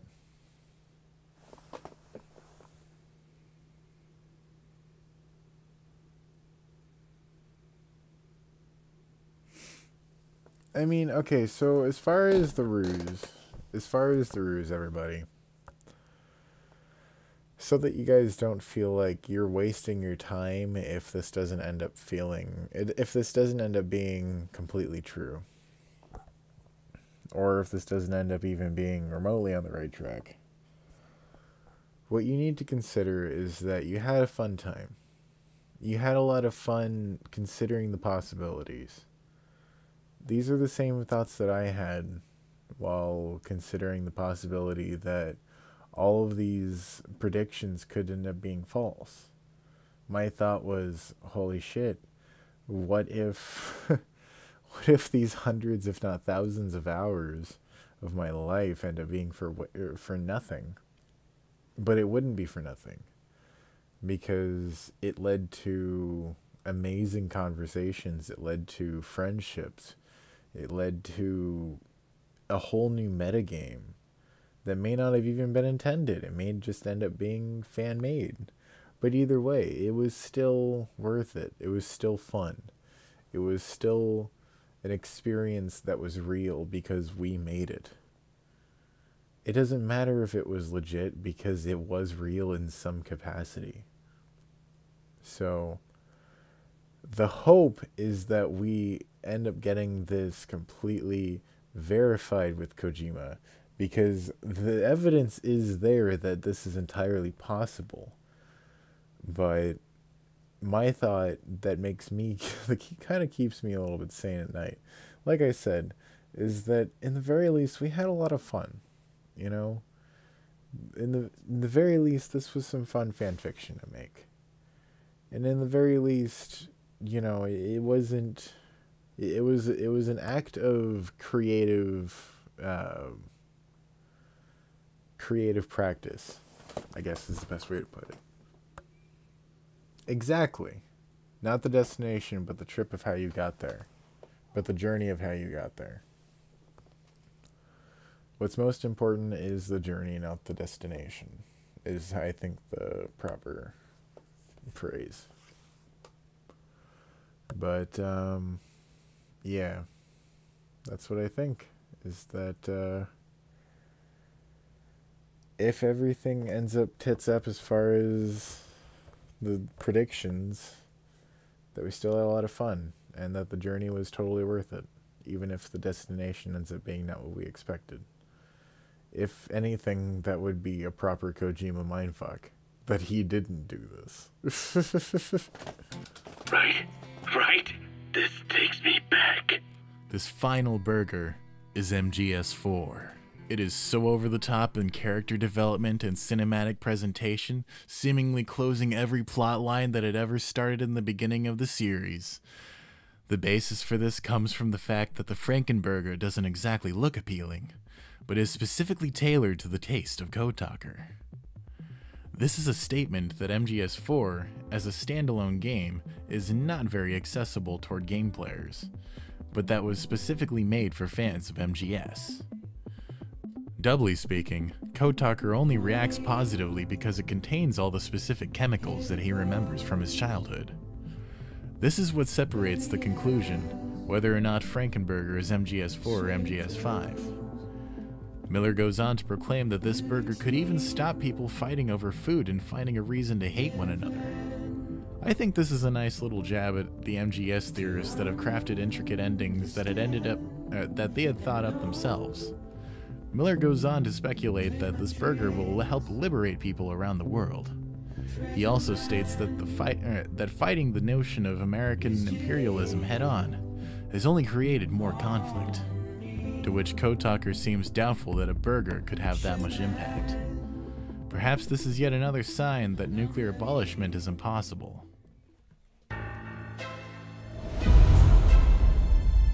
Alright, so with all that said, last but certainly not least, the big Snake and Kaz meetup debacle. So if you watched it through, they were pretty much constantly saying that nothing was going on and that they were sorry for leading us on. But throughout pretty much the entirety of the stream, they just kept saying shit that they know will keep leading us on. Here's where I wanted to tie in the burger conversation into this meetup, as not only did they meet up to do a Q&A, but specifically to eat burgers. Cheeseburgers, yeah, cheeseburgers. And I was not familiar with the cheeseburger conversations. I think that's in Metal Gear 5.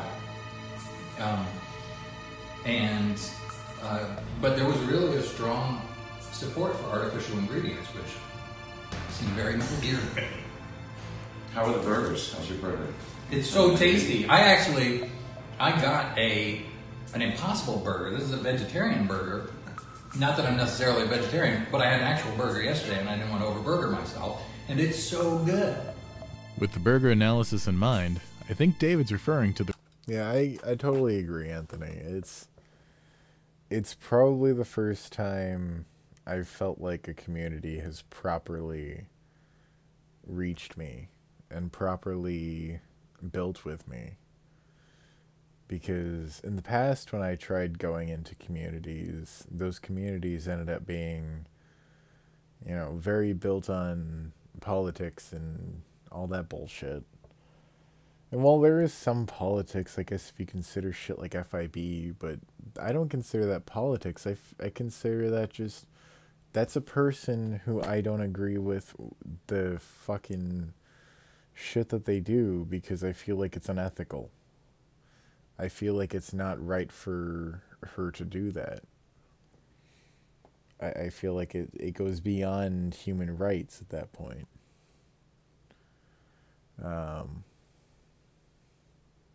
But yeah, it's not like when I fucking, back in the fucking day when I tried joining the video game community, forums online.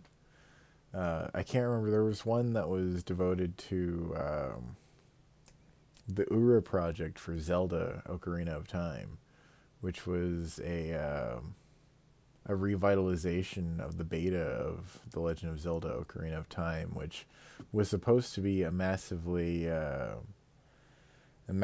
expanded version of Ocarina of Time. Totally off subject, I'm sorry, but I want to get this out really quick since it's on in my head.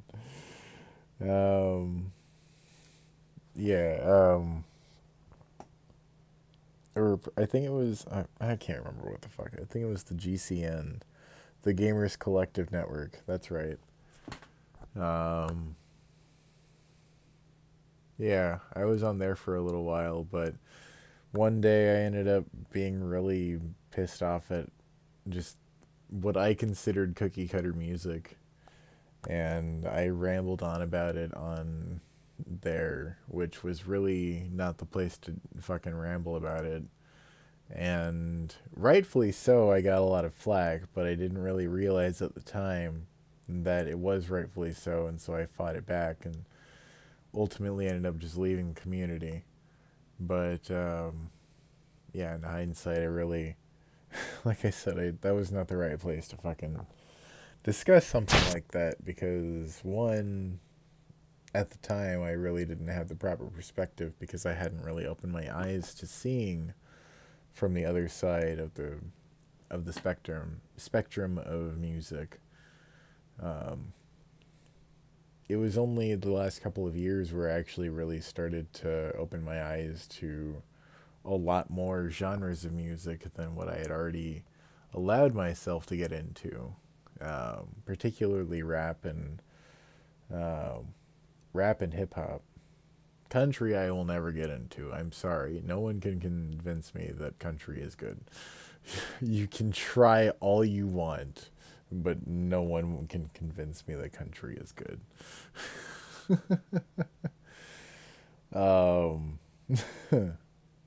Yeah. No, there's been some really good rap though, like particularly the Ill Mind of Hobson. He's been a major influence on me over the past couple of years, and oddly enough, Little Dicky and his approach to rap, because he, as he claims, he is the anti-rap, which is technically one of the most legitimate forms of rap, because it's going against the system which has been constructed and fucking, you know, become cookie cutter at this point.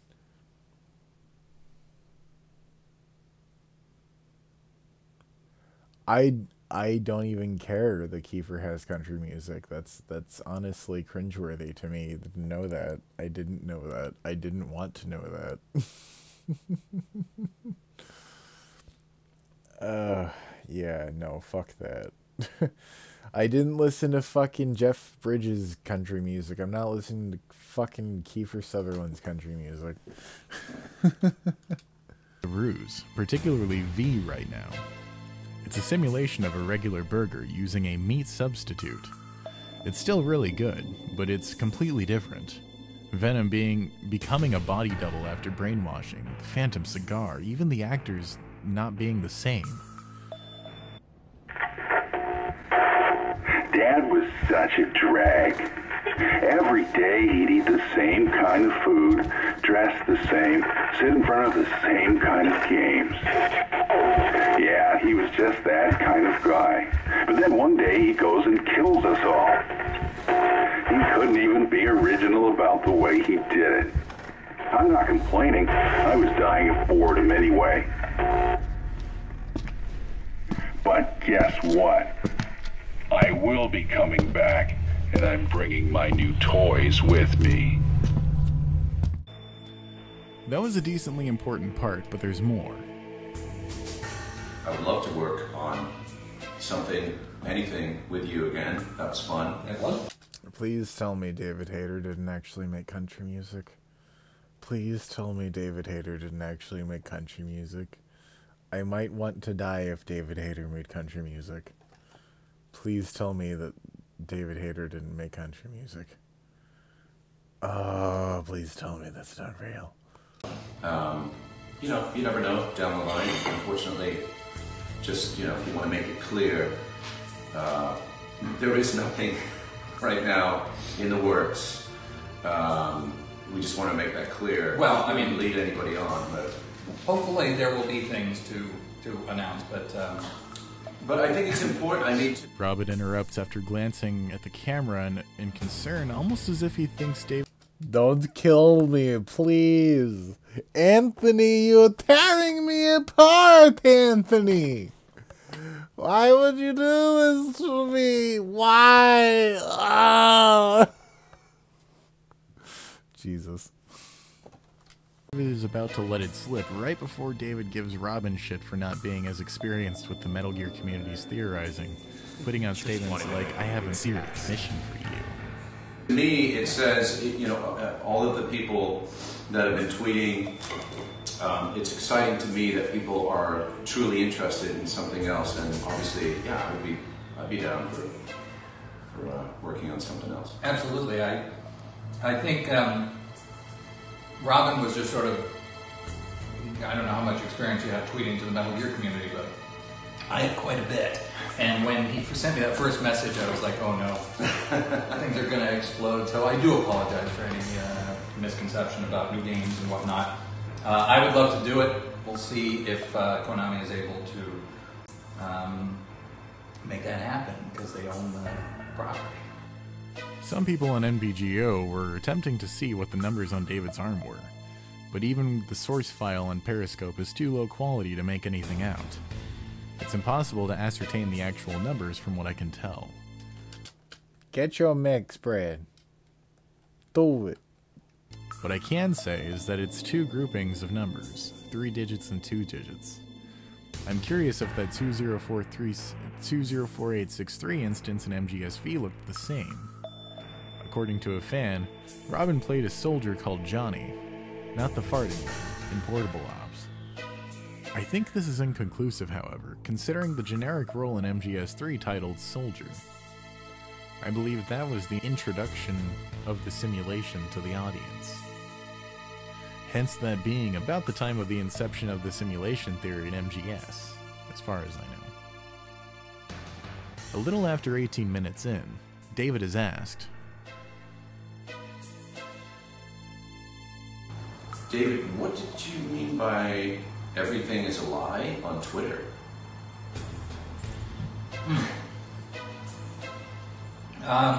Well, I think I just tweeted that randomly because I was tired of being lied to. But I think that this event probably illustrates my point better than anything I could ever describe.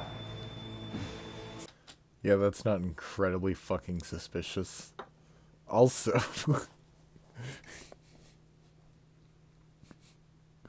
hang on. Let me just rewind that for a second so I can meme it really fucking hard.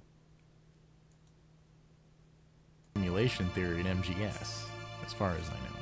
Yeah, let's A little after 18 minutes in, David is asked,